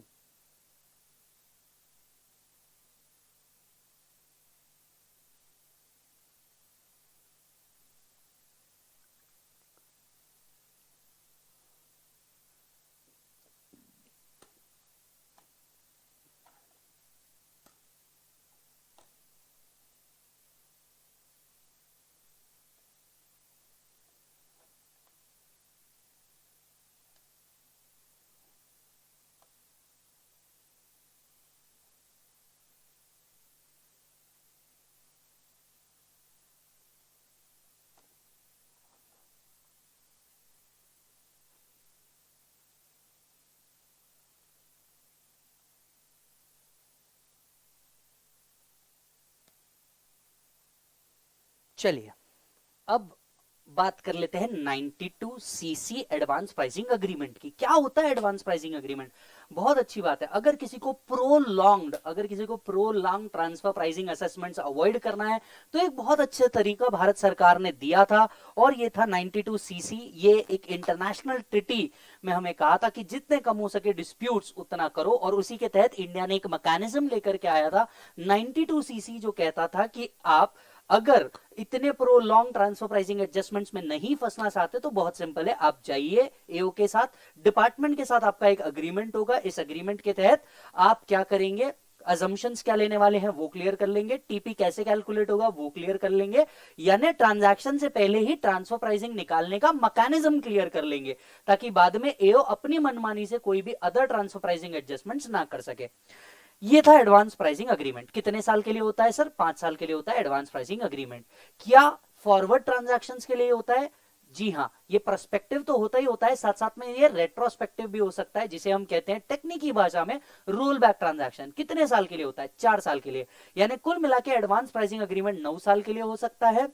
जिस दिन अग्रीमेंट साइन किया वहां से आगे 5 साल, और जिस दिन अग्रीमेंट साइन हुआ पीछे के 4 साल भी आप रिक्वेस्ट करके क्या करवा सकते हो, इसी आर्म्स लेंथ प्राइस पे कवर करवा सकते हो। अब हो क्या रहा था एडवांस प्राइसिंग, इसके और थोड़ा सा पॉइंट सुनिए तो आपको क्लियर होगा अमेंडमेंट क्या है। अब इसमें हो क्या रहा था? हो ये रहा था सर कि जैसे ही आप एडवांस प्राइसिंग अग्रीमेंट में एंटर करते हैं, वन ऑफ द रूल्स ये कहता है कि आपको मॉडिफाइड रिटर्न भरना होगा। एकदम करेक्ट। मॉडिफाइड रिटर्न आप जैसी भरेंगे, इसके बाद क्या होता था, यहां पे था एक टेक्निकल प्रॉब्लम जो बहुत सारे इश्यूज को जन्म दे चुका था और दे सकता था। इस इशू को इस साल खत्म कर दिया गया। इशू क्या था मैं आपको बताता हूं। इशू ये था कि जब आप रिटर्न भरेंगे तो वहां पे लॉ में वर्ड लिखा था एओ शेल असेस और रीअसेस। वर्ड क्या लिखा था लॉ के अंदर में? जैसे आपने मॉडिफाइड रिटर्न भरा for the purpose of advance pricing agreement, वहां पे वर्ड लिखा था एओ शेल कंप्यूट असेस और रीअसेस। इससे होता यह था कि अगर आपने मॉडिफाइड रिटर्न भरा तो ये लॉ की जो वर्डिंग्स थे, जो एक्चुअली मिस्टेक थे, यस एक्चुअली मिस्टेक थे, इससे एओ को पावर मिल जाता था इनकम वापस असेस और रीअसेस करने का। जबकि इनकम असेस और रीअसेस करने का पावर या तो 143 के अंदर में था रेगुलर असेसमेंट, या तो फिर 144 के अंदर में था बेस्ट जजमेंट असेसमेंट, या तो 147 के अंदर में था इनकम एस्केपिंग असेसमेंट, या तो 153 ए के अंदर में था assessment after search and seizure. अब हो ये रहा था इन चारों के अलावा ये जो वर्डिंग्स थे 92cc के अंदर में, ये एक और पावर दे रहा था एओ को without any time limit to open the assessment and compute the income, जिससे अगेन हार्डशिप हो जाती किसके ऊपर? असेसी के ऊपर। कुछ केसेस में ऐसा हुआ भी, और जब ये इनको पता चला कि लॉ में ऐसा चीज हो रही है, इन्होंने तुरंत अमेंडमेंट लेकर के आया इस सेक्शन के अंदर में, और जहां पे जो वर्ड लिखा था असेस और रीअसेस, इन्होंने इस असेस और रीअसेस वर्ड को कट करा दिया। जिसका मतलब अब ये जो मॉडिफाइड रिटर्न भरे जाएंगे under the advance pricing agreement, क्या इसके बेसिस पे एओ कोई असेसमेंट या रीअसेसमेंट कर पाएगा? Answer is no. एंड मैं श्योर हूं इसके ऊपर आपको केस स्टडी बन के मिल जाएगा पेपर 6C में या पेपर 7 के अंदर में, क्योंकि दोनों जगह प्रोविजन सेम है, तो आपको दोनों में से किसी भी एक जगह पे क्या होगा, इसका केस स्टडी बन के मिल जाएगा। And this is a very fine and important amendment. Check कीजिएगा। मैं आपको फिर से कह दूं, इसके नोट्स आपको कहां मिलने वाले हैं, नीचे डिस्क्रिप्शन बॉक्स दिया है, टेलीग्राम में जाकर के आप लोग चेक कर लेना, वहां पे ये अवेलेबल है।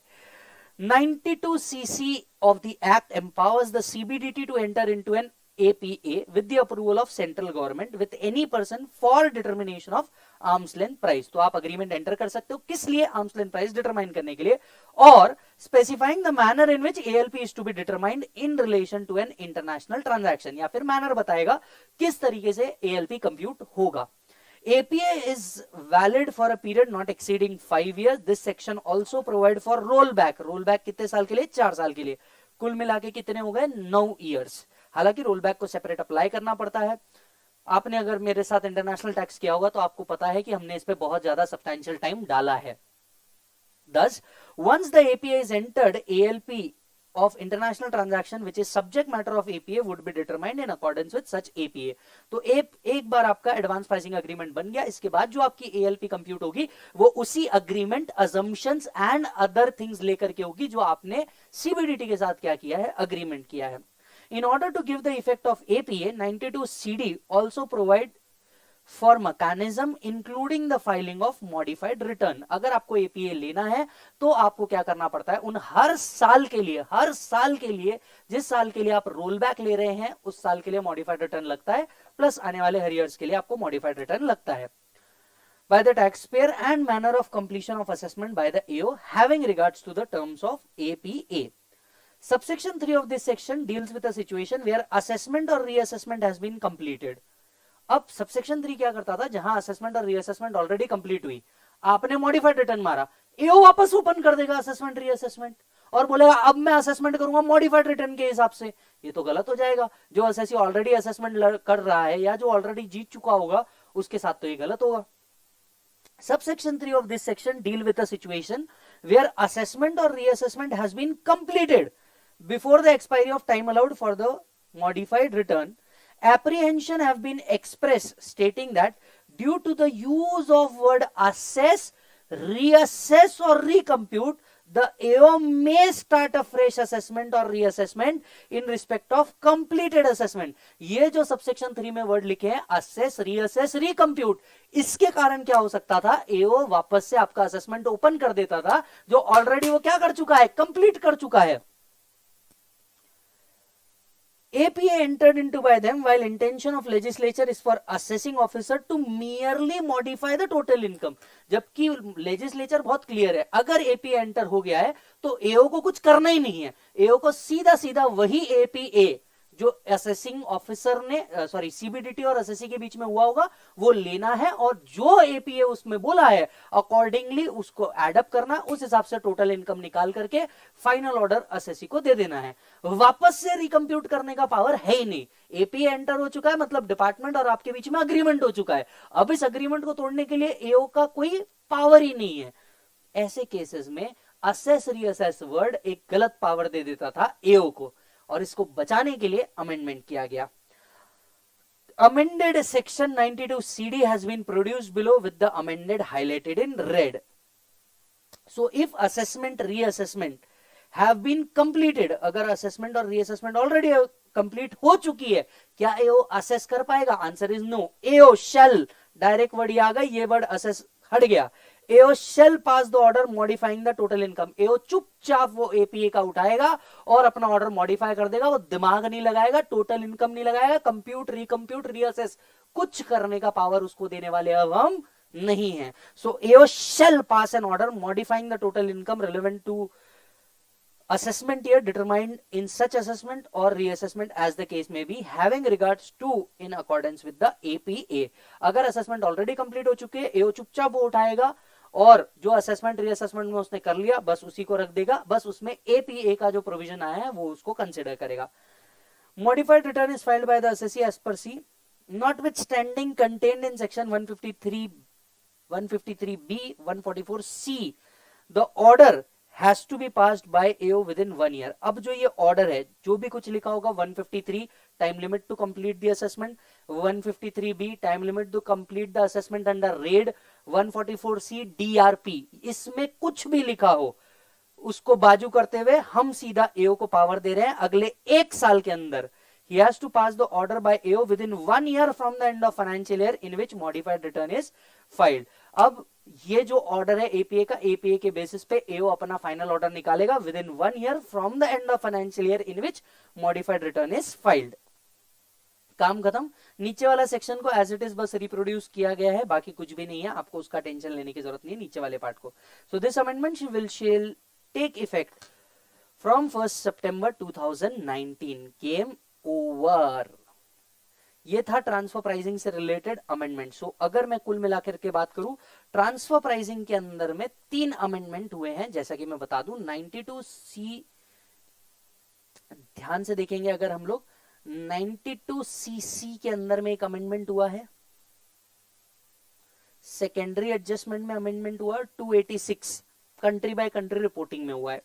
ये दो अगर मैं बात करूं तो एग्जाम पॉइंट ऑफ व्यू से ये बहुत ज्यादा रेलेवेंट है। 92 सीसी पे बनेगा केस स्टडी, और सेकेंडरी एडजस्टमेंट का भी कंफर्म आपको केस स्टडी बनना ही बनना है। So this is related to transfer pricing. Transfer pricing related agreements changes हम लोगों ने पढ़ लिए हैं, अमेंडमेंट हमने पढ़ लिया है। ट्रांसफर प्राइसिंग के अलावा किसी और चैप्टर के अंदर में अमेंडमेंट है क्या इंटरनेशनल टैक्स में? Answer is yes. आइए मैं बताता हूं।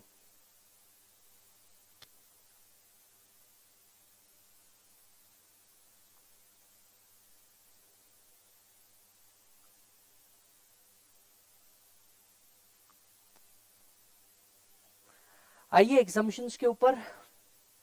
एग्जाम्शंस में हमारा पेंडिंग था 10C&D, हम उसके ऊपर पहले चल रहे हैं, 195 पे वापस से आएंगे।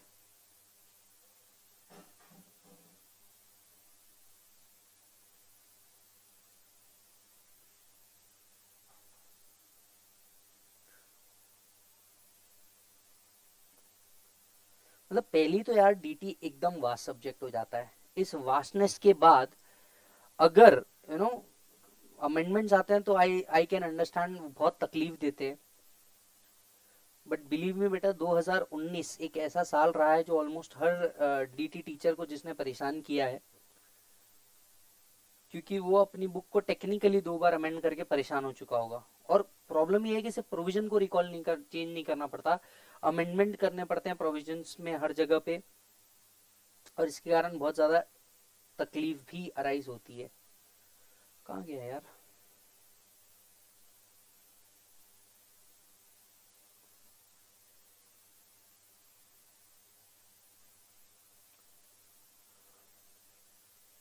एग्जाम्शंस में आना है आपको ऊपर।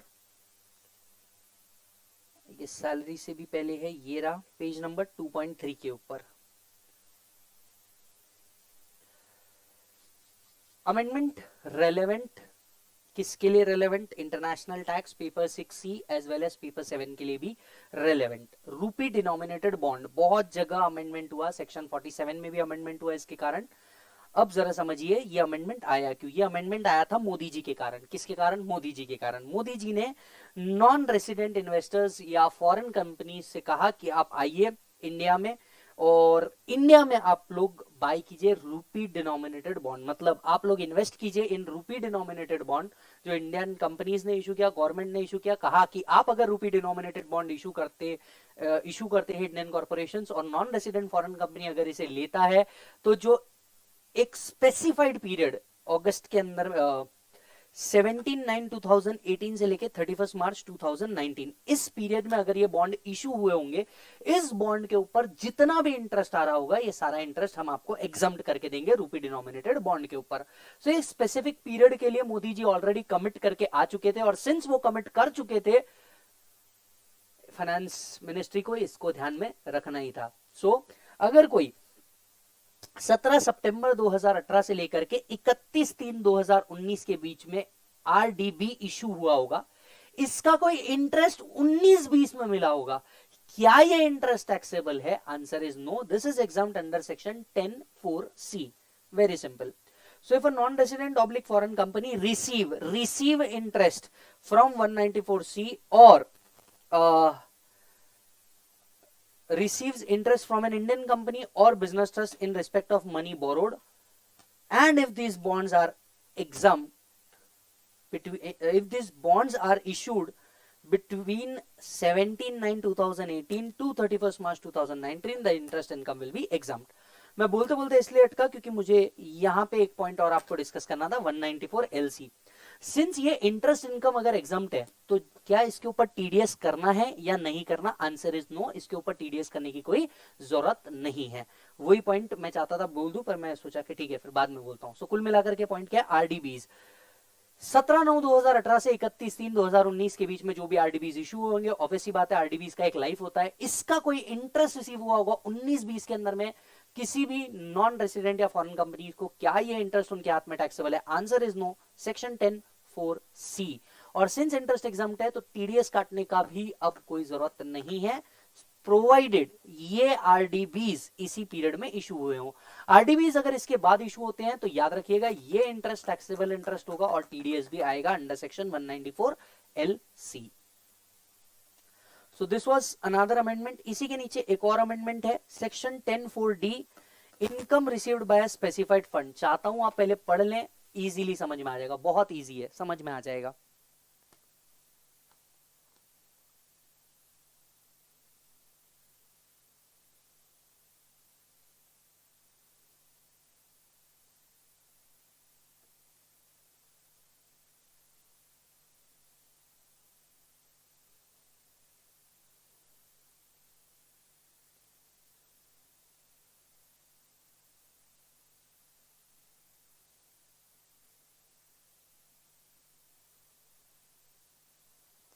बात करते हैं। अगेन अमेंडमेंट आया आईएफएससी से रिलेटेड। तो जैसे कि मैं आपको कह रहा हूं आईएफएससी के ऊपर बहुत फोकस है और मुझे भी ऐसा लगता है कि आईएफएससी रिलेटेड इस बार 2020 जुलाई या नवंबर 2020 के अंदर में बहुत सारे क्वेश्चंस आ सकते हैं जानबूझ करके। और ऐसा है कि आईएफएससी बहुत ज्यादा लोगों को पता नहीं होता, तो हो सकता है कि उनको दे करके कंफ्यूज किया जाए इधर इन पेपर 6 और पेपर 7। क्या है अमेंडमेंट? अमेंडमेंट है अगर कोई कैटेगरी 3 AIF जिसे हम कहते हैं स्पेसिफाइड फंड, क्या कहते हैं? Specified fund. टेक्निकली इसको कहते हैं category 3 AIF, alternative investment fund. ये जो अल्टरनेटिव इन्वेस्टमेंट फंड होते हैं 3 कैटेगरी के होते हैं, कैटेगरी 1, कैटेगरी 2, कैटेगरी 3। ये इनकी रैंकिंग्स जो होती है ये सिक्योरिटी के बेसिस पे होती है, more secured, less secured and again you know totally unsecured. इस बेसिस पे इसको क्राइटेरिया दिया जाता है। हालांकि ये तीनों की कैटेगरी जो है ये सेबी के तहत रजिस्टर्ड होनी चाहिए और सिंस ये सेबी के तहत रजिस्टर्ड होनी चाहिए तो पैसा सेफ है। ऐसा नहीं है कि कहीं से भी कोई भी ब्लैक मनी या अदर मनी यहाँ पे आ सकता है। नाउ क्या कहा गया है? अगर कोई स्पेसिफाइड फंड, मन में याद रखिएगा कैटेगरी 3 AIF, सो अगर कोई भी स्पेसिफाइड फंड लोकेट होता है आईएफएससी में, कहां लोकेट होता है? आईएफएससी में। ये अपना कैपिटल एसेट ट्रांसफर करता है और इसको जो पैसा मिल रहा है ये कन्वर्टेबल फॉरेन एक्सचेंज में मिल रहा है। ये कहने की कोई जरूरत नहीं थी क्योंकि आईएफएससी में वैसे भी जितनी डीलिंग होती है ये सब फॉरेक्स में ही होती है, ये इंडियन करेंसी में डीलिंग नहीं होती है। ये बात आप अपने लिए याद रखिएगा। सो अगर कोई कैटेगरी 3 AIF है, राइट, अगर ये कोई कैपिटल एसेट सेल करता है, कहां लोकेट होना चाहिए? आईएफएससी में लोकेट होता है, कैपिटल एसेट सेल करता है, कंसिडरेशन फॉरेक्स में लेता है, इनकम एग्जम्प्ट है। बस इतना ही सिंपल है।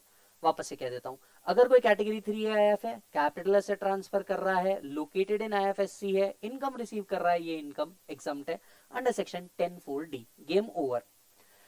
Income accrued or arise by specified fund. Specified fund मतलब क्या? ये लिखा है नीचे। स्पेसिफाइड फंड मतलब fund incorporated in India, has a certificate of registration, category 3 AIF, located in IFSC and all units are held by non resident. इस point पे थोड़ा फोकस करना, all units are held by non resident, ठीक है। So income accruing और arising by specified fund कैसे? Upon transfer of capital asset under section 47। So ऐसा कोई कैपिटल एसेट है जो सेक्शन 47 के अंदर में आप ट्रांसफर कर रहे हैं, मतलब deem not regarded as transfer. Transfer is made in IFSC located exchange and the consideration is paid in convertible foreign exchange, then such income will be exempt। तो ये इनकम क्या होगी? exempt मानी जाएगी अंडर सेक्शन 10(4)D के अंदर में। तो हमने ये 2 अमेंडमेंट थे वो भी हम लोगों ने कंप्लीट कर लिया। Game over.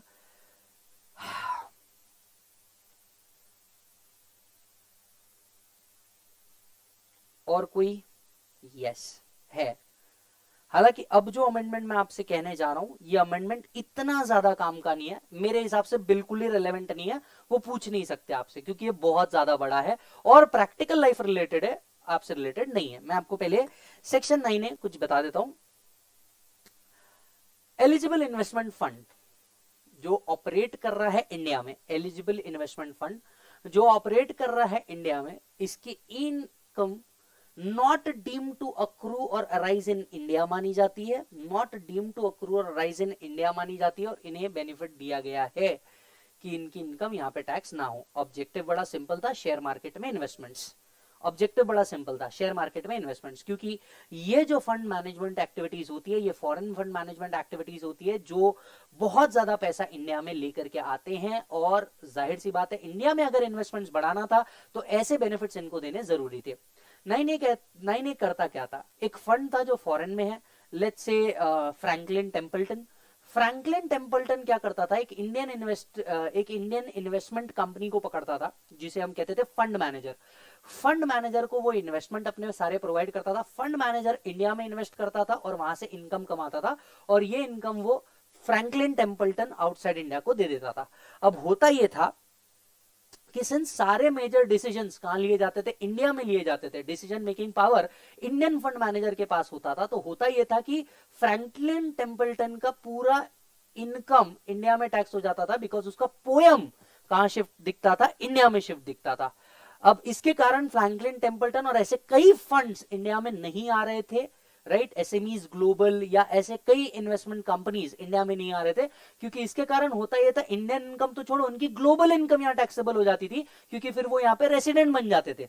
अब ऐसे केसेस में क्या किया गया, इनको एक बेनिफिट दिया गया 9A ला करके, जहां कहा गया अगर कोई फंड मैनेजर इंडिया में है of an eligible investment fund, तो income will not deem to accrue और अराइज इन इंडिया। तकलीफ कहां थी जिसके लिए अमेंडमेंट आनी पड़ी, तकलीफ थी eligible investment fund word defined नहीं था, और फाइनेंस एक्ट 19 ने एलिजिबल इन्वेस्टमेंट फंड और उसके क्राइटेरियाज को डिफाइन कर दिया। हालांकि एग्जाम पॉइंट ऑफ व्यू से मुझे नहीं लगता कि आपको ये जानना जरूरी है, ना इसके ऊपर कोई क्वेश्चन पूछेंगे, क्योंकि ये सेबी का एज इट इज गाइडलाइन इन्होंने लेकर के कॉपी कर दिया। इन्होंने क्या किया, सेबी का as it is guideline copy कर दिया कि what will be eligible investment fund. तो आइए,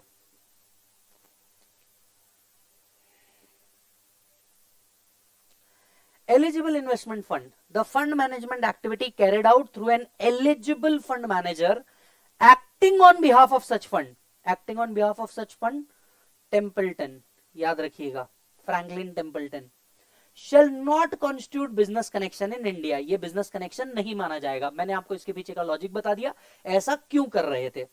Subject to fulfillment of following condition, by way of finance act the eligible investment fund has been amended। अब eligible investment fund को क्या कर दिया, इन्होंने स्पेसिफाई कर दिया, और इसके लिए इतनी कंडीशंस दे दी जो आपके पेज नंबर 2.2 तक के चल रही है। मेरे हिसाब से इसको आप ना ही रीड करें तो बेटर है, बट स्टिल मैं आपको एक बार रीड करवा देता हूं, पर मेरे हिसाब से इसको बिल्कुल मत रीड करना और इसके ऊपर टाइम वेस्ट मत ही करना। स्टिल आइए एक बार पढ़ लेते हैं, क्योंकि दिया गया है। Eligible investment fund means a fund established or incorporated or registered outside India। मतलब टोटली ये established, incorporate या registered outside India होना चाहिए, प्लस एंड लिखा है क्योंकि and fulfill the following conditions। क्या क्या कंडीशन है, the fund is not a person resident in India, किसी भी तरीके से ये इंडियन रेसिडेंट नहीं होना चाहिए, पॉइंट 1।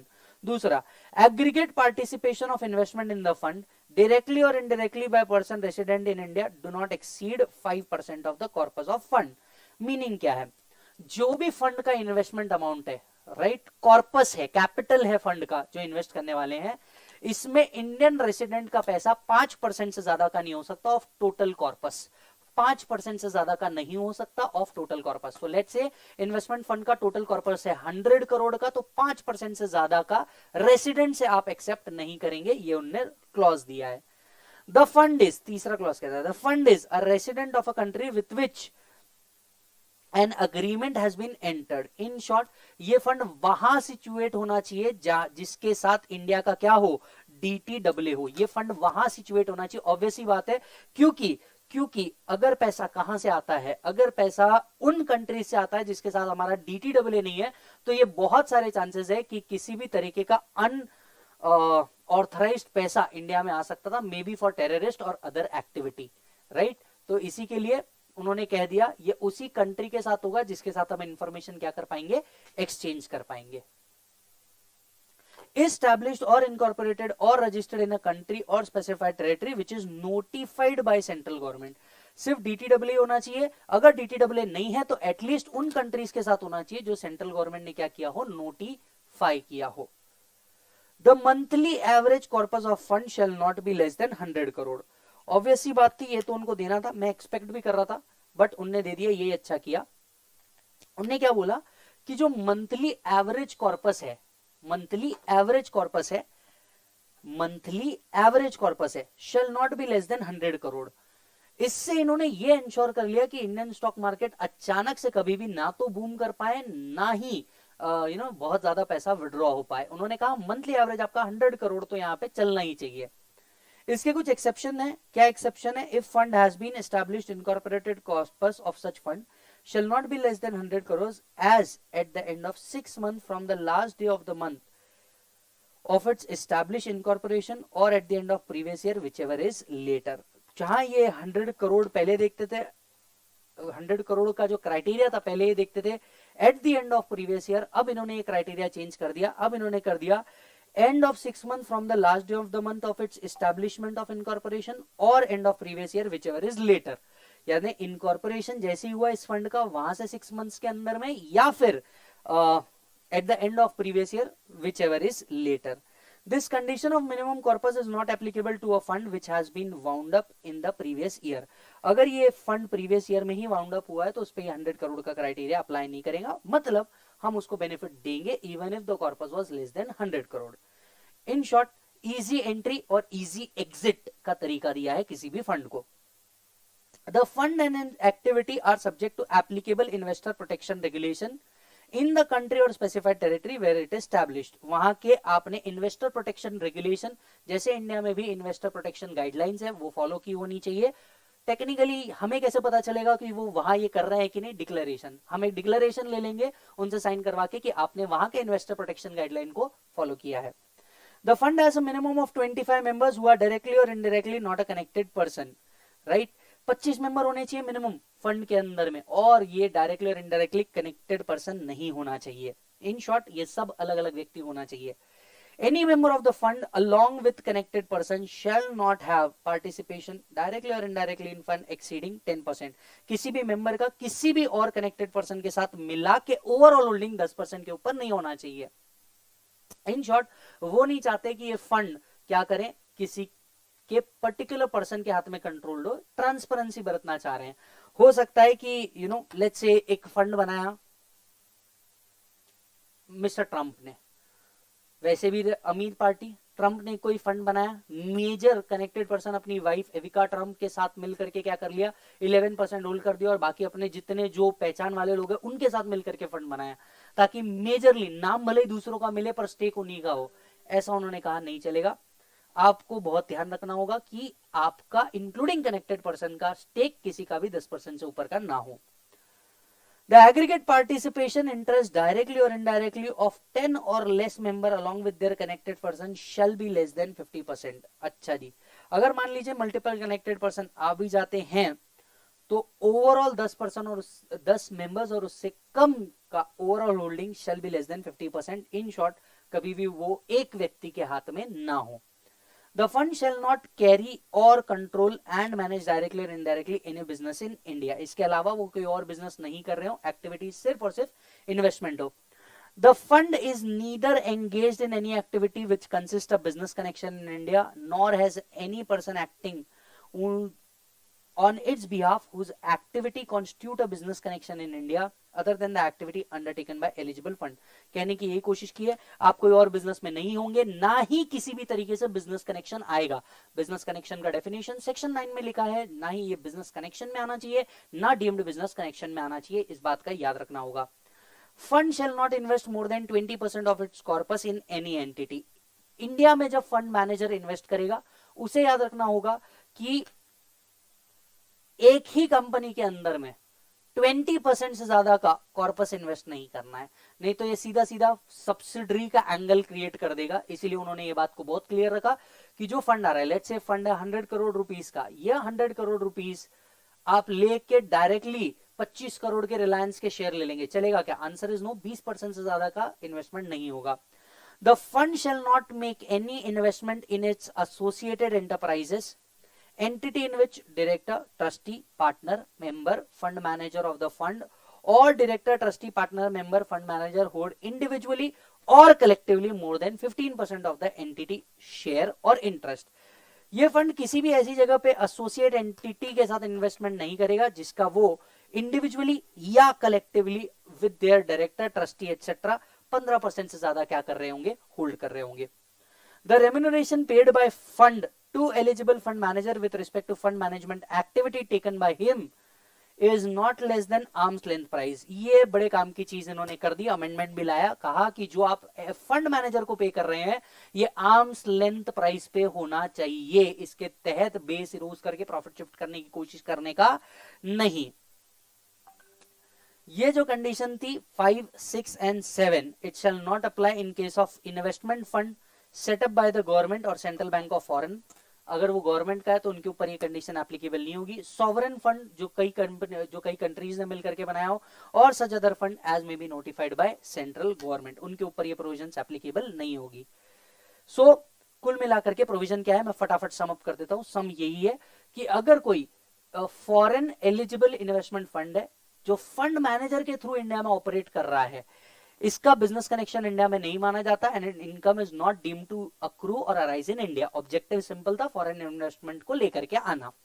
अब इन्होंने क्या किया, eligible fund manager eligible investment fund को क्या कर दिया, एक्सप्लेन कर दिया, बहुत जरूरी था। जो एक्सप्लेनेशन दिया उसके अंदर में उन्होंने रिस्ट्रिक्शन लगा दी कि ये इलीगल तरीके से नहीं होना चाहिए, एक ही पर्सन के हाथ में नहीं होना चाहिए, कंट्रोलिंग स्टेक एक आदमी के हाथ में नहीं जाएगा और ट्रांसपेरेंसी आपको बरतनी होगी। इतनी बात का ध्यान रखना है। एग्जाम पॉइंट ऑफ व्यू से बात करूं तो मेरे हिसाब से ना पेपर 6 ना पेपर 7 में पूछा जाएगा, बट सिंस अमेंडमेंट है, मेरी रिस्पॉन्सिबिलिटी है, मैं तो पूरा करूंगा ही। उम्मीद है आपको बहुत इजी लैंग्वेज में समझ गया होगा, इतना लंबा पढ़ने से बेहतर। जैसे कि मैंने कहा, टीपी के इंपॉर्टेंट पढ़ लो, सेक्शन 10 के जो हमने अमेंडमेंट्स दिए वो पढ़ लो, ये आपके काम की चीज है, इसे पढ़ लोगे तो काम हो जाएगा। लास्ट 2 ही अमेंडमेंट बचे हैं, एक हुआ है सेक्शन 195 के अंदर में, दूसरा हुआ है 115 के सीरीज के अंदर में, वो 2 भी बता दूं तो फाइनली आपके सारे अमेंडमेंट खत्म हो जाते हैं for the purpose of July 20 and November 20, unless नवंबर 20 के लिए कुछ और स्पेसिफिक अमेंडमेंट आरटीपी के थ्रू नोटिफाई ना हुए हों, राइट। सो नवंबर वालों को भी ये amendment as it is applicable होगा, नवंबर 20 वालों को, चाहे वो सीए में दे रहे हैं, फर्क नहीं पड़ता।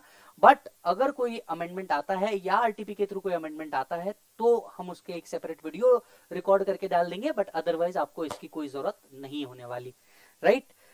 अभी आपके पास बहुत अच्छे से टाइम है नवंबर के लिए, दिसंबर के लिए इंटरनेशनल टैक्स ले लो, डायरेक्ट टैक्स आप अभी भी ले सकते हो। 195 का एक अमेंडमेंट है, मैं वो आपको पढ़ा देता हूं।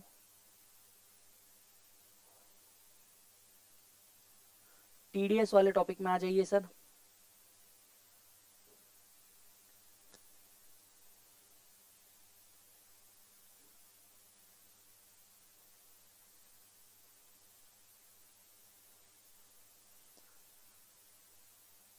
मतलब मैं आपको बताऊं सर, फाइनेंस एक्ट 2019 इतने सारे अमेंडमेंट्स थे, मतलब हम परेशान हो गए थे बैठ करके किसमें कितना रखना। मतलब अगर आप देखोगे तो ये अमेंडमेंट के पेजेस इतने सारे हैं, मैक्सिमम केस में तो मैं तो बच्चों को बोला कि बॉस हेड्स ऑफ, क्या मिनिस्ट्री कर रही है उनको ही समझ रहा है। और मैं अभी रिसेंटली फाइनेंस एक्ट 20 जो आ चुका है उसके ऊपर भी फोकस कर रहा था। You won't believe surprising changes, sir surprising changes, मतलब जो नवंबर 21 दे रहा होगा ना, मई 21 एंड नवंबर 21 दे रहा होगा, जिसकी रिकॉर्डिंग मैं अब जुलाई में करने वाला हूं, मतलब हाथ ही जोड़ देता हूं मैं तो लिटरल सेंस में। 104 अमेंडमेंट यार किसको बोलते हैं, 104 अमेंडमेंट सिर्फ डायरेक्ट एक्सेस के अंदर में, एंड बहुत क्रूशियल और मेजर अमेंडमेंट। मतलब दिखता है सरकार छोड़ने के मूड में तो है ही नहीं किसी को, ये ला के रहेगी पैसा।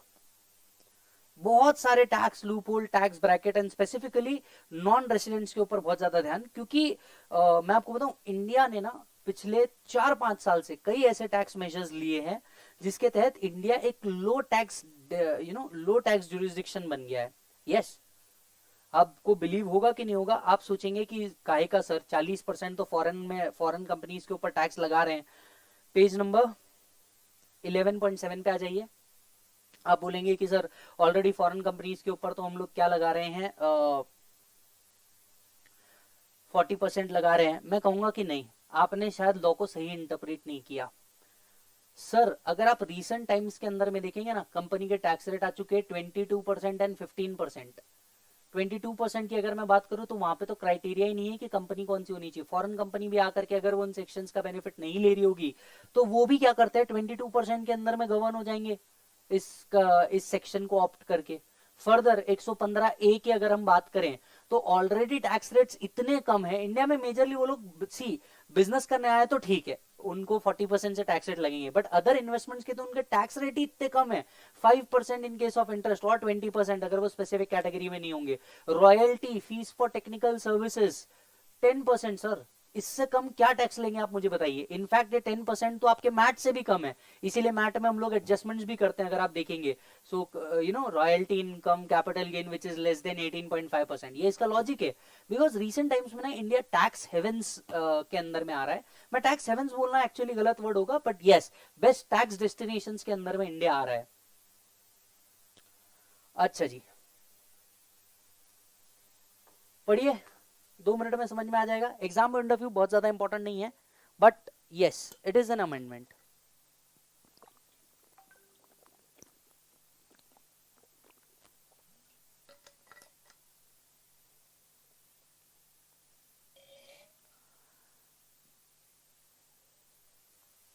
यस सर, क्या अमेंडमेंट है सर? बहुत सिंपल है,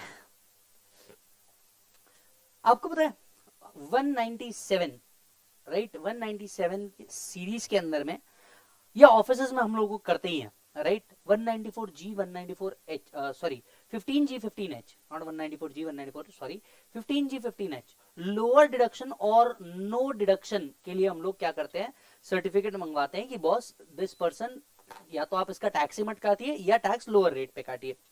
खैर आपको पता होना चाहिए वो रेसिडेंट्स के लिए है। नॉन रेसिडेंट्स के लिए अगर आपको ये ऑप्शन लेना है फॉर नो डिडक्शन और लोअर डिडक्शन तो आपको सेक्शन 195 के अंदर में अप्लाई करना होता है।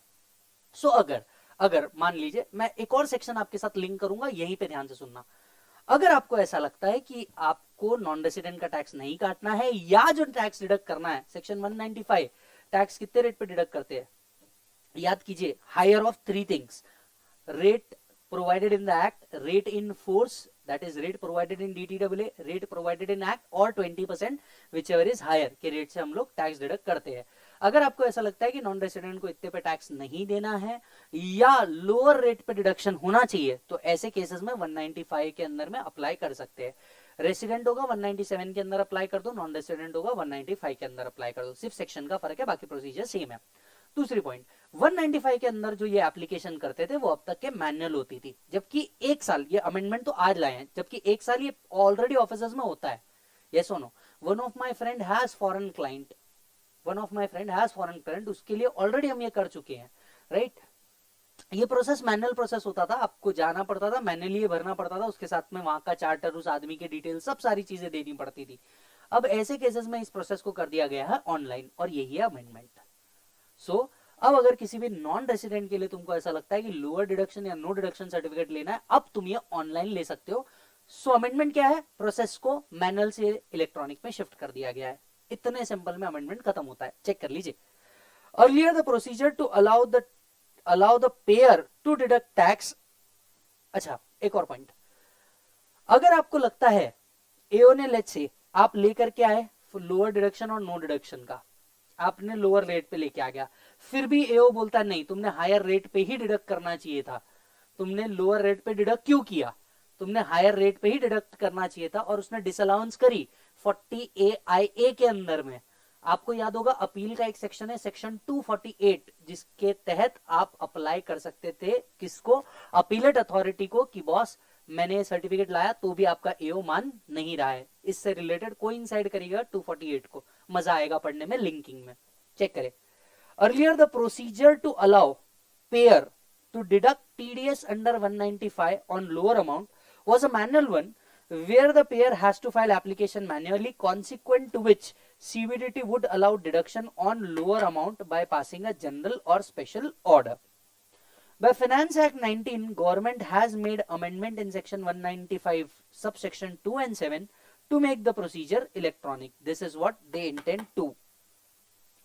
The amended section has been given below. बस प्रोसीजर को क्या कर दिया उन्होंने, इलेक्ट्रॉनिक कर दिया है। आप इसको आगे पढ़े नहीं पढ़े बिल्कुल एक जैसा है, बस उन्होंने प्रोसीजर को क्या कर दिया है, इलेक्ट्रॉनिक कर दिया है।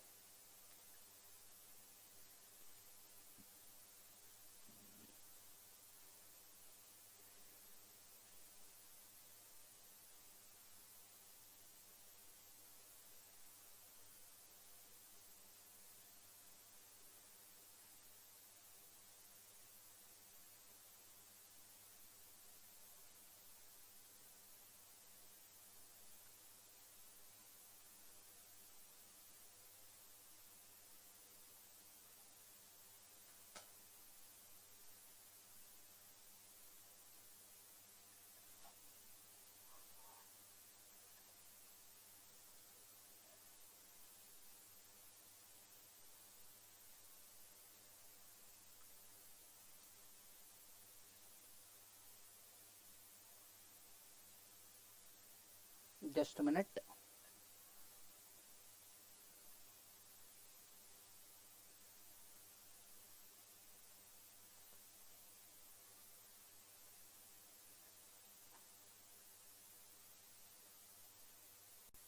Okay, so let's start.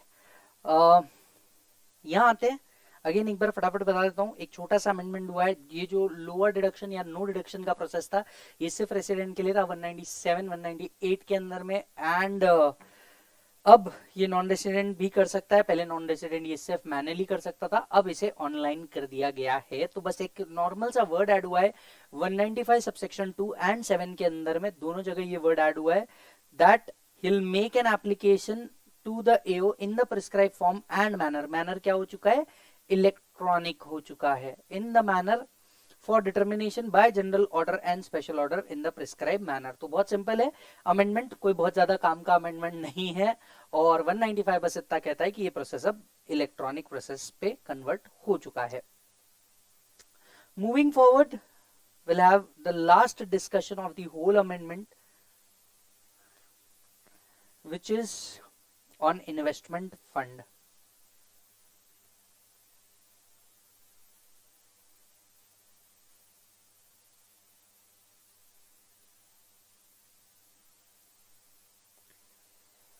Taxation of alternative investment fund, AIF, alternative investment fund. Taxability 115 UB के अंदर में दी हुई है, जो कहती है कि अल्टरनेट इन्वेस्टमेंट फंड का बिजनेस इनकम टैक्सेबल है और बाकी सबको पास थ्रू स्टेटस मिला हुआ है। दैट इज, जैसे टैक्सेबिलिटी किसके हाथ में थी, फंड के हाथ में, उसी तरह की टैक्सेबिलिटी किसके हाथ में आएगी, उसके यूनिट होल्डर के हाथ में आएगी। प्रोविजन क्या थे जिसके कारण अमेंडमेंट लाना पड़ा? प्रोविजन था कि अगर कोई भी लॉस आता था, पास थ्रू स्टेटस हर चीज को मिलता था, जिसके कारण ये होता था कि अगर कोई इन्वेस्टमेंट फंड को लॉस आता था तो इन्वेस्टमेंट फंड तो इसे क्लेम करता ही करता था, साथ साथ में ये यूनिट होल्डर को भी पास ऑन हो जाता था और वो भी इस लॉस को क्लेम कर लेते थे, जिससे डबल बेनिफिट मिल रहा था और ओवरऑल टैक्स लायबिलिटी रिड्यूस हो रही थी। इस चीज को रोका गया by bringing an amendment. Check कीजिएगा 115 UB, only business income of AIS is applicable, that is taxable. Further, a pass-through profit other than business has been allowed to individual investor. However, the pass-through of losses is not allowed. Adjustment of losses with effect from assessment year 2021. The business loss of investment fund shall be allowed to be carried forward by the fund and it shall not be passed on to unit holder। अब ये सिर्फ और सिर्फ कौन carry forward करेगा? Fund carry forward करेगा, unit holder को नहीं मिलेगा। The loss shall be ignored for the purpose of pass through to the unit holder if such loss has arisen in respect of a unit which has not been held by a unit holder for a period of at least 12 months। So जो दूसरे loss जो रहेंगे ये भी carried forward करने नहीं मिलेंगे अगर उन यूनिट्स को इन्होंने 12 मंथ से कम होल्ड किया होगा। सो बाकी के लॉस क्या कर सकते हैं, लॉस जो है यूनिट होल्डर वो कैरी फॉरवर्ड कर सकते हैं, बिजनेस लॉस को क्या नहीं कर पाएंगे, कैरी फॉरवर्ड नहीं कर पाएंगे। बाकी के लॉस को भी तभी कर पाएंगे जब इनका होल्डिंग पीरियड एटलीस्ट कितने मंथ्स का होगा, 12 मंथ्स का। Other than business loss accumulated at the level of investment fund as on 31st March 2019 shall deem to be the loss of unit holder who held the unit as on 31st March 2019 in respect of investment made by him in the investment fund and allowed to be carried forward by him for the remaining period calculated from the years in which loss has occurred for the first time, taking that as the first year and it shall be set oiled by him in accordance with the provision of chapter 6। क्या है इसका meaning? 31 मार्च 2019 तक के fund को जितने भी losses हुए हैं ये लॉस यूनिट होल्डर के लॉस माने जाएंगे और यूनिट होल्डर इस लॉस को क्या करेंगे, कैरी फॉरवर्ड कर सकते हैं। और ये कैरी फॉरवर्ड करने के लिए उन्हें एक फ्रेश पीरियड मिलेगा एज इफ ये फर्स्ट टाइम क्या कर रहे हैं, कोई लॉस इनकर कर रहे हैं। तो फ्रेश पीरियड मिलने वाला है इन्हें क्या करने के लिए, लॉस को कैरी फॉरवर्ड करने के लिए। The loss so deemed in the hands of unit holder shall not be available to investment fund for the purpose of chapter 6। और ये जो लॉस किसको ट्रांसफर कर दिया जा रहा है, यूनिट होल्डर को ट्रांसफर कर दिया जा रहा है। फिर इस लॉस को कौन नहीं क्लेम करेगा, unit that is investment fund claim नहीं करेगा। वापस से एक बार पूरा बता देता हूं क्या अमेंडमेंट आया है। बिजनेस लॉस जो है ये इन्वेस्टमेंट फंड ही रखेगा, यूनिट होल्डर को पास ऑन नहीं हो सकता। Other than business loss unit holder को पास ऑन होगा और इन्वेस्टमेंट फंड इसे नहीं रख सकता। सिंपल शब्दों में इतना ही अमेंडमेंट है। क्या ये अमेंडमेंट का इंपैक्ट है? यस, मुझे लगता है इस अमेंडमेंट को पूछा जा सकता है by way of MCQ. By way of MCQ या set off carry forward provision के तहत इसे पूछा जा सकता है। सो यहां हमारे सारे के सारे अमेंडमेंट्स कंप्लीट हुए for the purpose of July 20 and November 20। एक मिनट, ये एक पार्ट बाकी है, मैं ये भी डिस्कस कर लेता हूं 14.3 एंड 14.4 के ऊपर।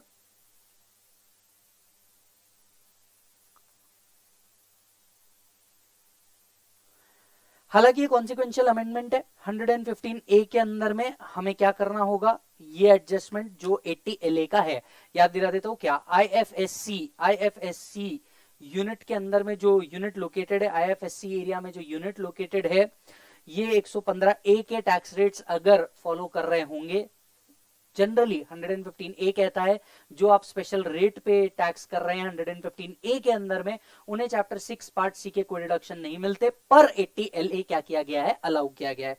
कॉन्सिक्वेंशियल अमेंडमेंट है जो हम पहले भी पढ़ चुके हैं।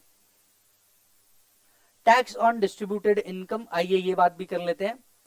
एनी डिविडेंड जो हम अक्यूमुलेटेड इनकम से पे कर रहे हैं, जो यूनिट कहां ऑपरेट कर रहा है, IFSC में ऑपरेट कर रहा है, उसे किसी भी तरह का डिविडेंड डिस्ट्रीब्यूशन टैक्स देने की जरूरत नहीं है। सीधे शब्दों में जो यूनिट IFSC में लोकेट कर रहा है और अपना प्रॉफिट डिस्ट्रीब्यूट करता है, उसे किसी भी तरह का डिस्ट्रीब्यूशन टैक्स देने की जरूरत नहीं है। So to facilitate distribution of dividend by companies operating in IFSC, 115O has been amended to provide that any dividend paid out of accumulated income derived from operation in IFSC after 1/4/2017 shall not be liable to any tax on distributed income. Finally international tax से related भी सारे amendments हमारे complete हो गए। मुझे उम्मीद है सबसे पहली बात तो सॉरी, ये एक वीडियो था जो एंड में मतलब अमेंडमेंट वीडियो अपडेटेड था, but I don't know somehow delete हो गया और मेरे पास इसका बैकअप भी नहीं था। मैंने इसे दोबारा रिकॉर्ड कर दिया और मैंने इसे अपलोड कर दिया है। यहां मेरा नंबर दिया है, अगर आप कोई पूछना चाहें, कुछ बारे में इंक्वायरी करना चाहें तो आप बिल्कुल कर सकते हैं। डिस्क्रिप्शन बॉक्स चेक कीजिएगा, यहाँ पे मेरे टेलीग्राम के और इंस्टाग्राम के लिंक मिल जाएंगे जिसको आप फॉलो कर सकते हैं। मैंने असेसमेंट का पूरा रिवीजन डाला है जिसके अंदर में 10 चैप्टर्स है, appeal, revision, rectification, search and seizure, return of income including the amendments, ये सारे उसके अंदर में कवर है। आप वो रिवीजन देख लीजिएगा। पीजीबीपी के सारे अमेंडमेंट के साथ रिवीजन मैंने डाले हुए हैं, आप वो देख लीजिएगा। मैं प्लान कर रहा हूं इंटरनेशनल टैक्स के रिवीजन, जिसके कुछ पार्ट जैसे केस स्टडीज मैं ऑलरेडी यूट्यूब पे डालना शुरू कर चुका हूं। उम्मीद है आप लोग देखेंगे, पसंद करेंगे एंड मुझ तक के जरूर पहुंचाइएगा। Right? So this was Vijay Sada from V-Smart Academy. Thank you so much for your cooperation. Stay tuned with us. Take care. जाते जाते एक और बात बोलना चाहूंगा, आपके जितने भी दोस्त भाई यार रिश्तेदार जो May 21, ध्यान से सुनिए, May 21 एंड नवंबर 21 के लिए लेक्चर लेना चाह रहे हैं, मैं उन लोगों के लिए कुछ इंपॉर्टेंट पॉइंट आपको बता दूं। हालांकि मैंने इसके ऊपर एक सेपरेट वीडियो अपडेट किया है, बट स्टिल मैं आपको इसके बारे में पॉइंट बताना चाहता हूं। ये जो लेक्चर्स है इनके लिए फाइनेंस एक्ट 20 एप्लीकेबल होने वाला है। सो May 21 और नवंबर 21 के अंदर में जो भी आप क्या कर रहे होंगे, लेक्चर जिसको भी लेना होगा, ये लेक्चर सारे के सारे कहां होने वाले हैं सर, मैं आपको बता दूं। इनमें अमेंडमेंट होने वाले हैं फाइनेंस एक्ट 20 से related, and I will request you कि इन सभी बच्चों को आप बोल दें कि जुलाई तक के वेट कर लें और जुलाई के बाद ही ये नए लेक्चर्स आएंगे और ये नए लेक्चर्स लिए। जैसा कि मैंने कहा 104 अमेंडमेंट्स है और सारे मेजर्स है, हेंस नए फ्रेश लेक्चर लेने बोलिएगा। Thank you so much, bye and take care.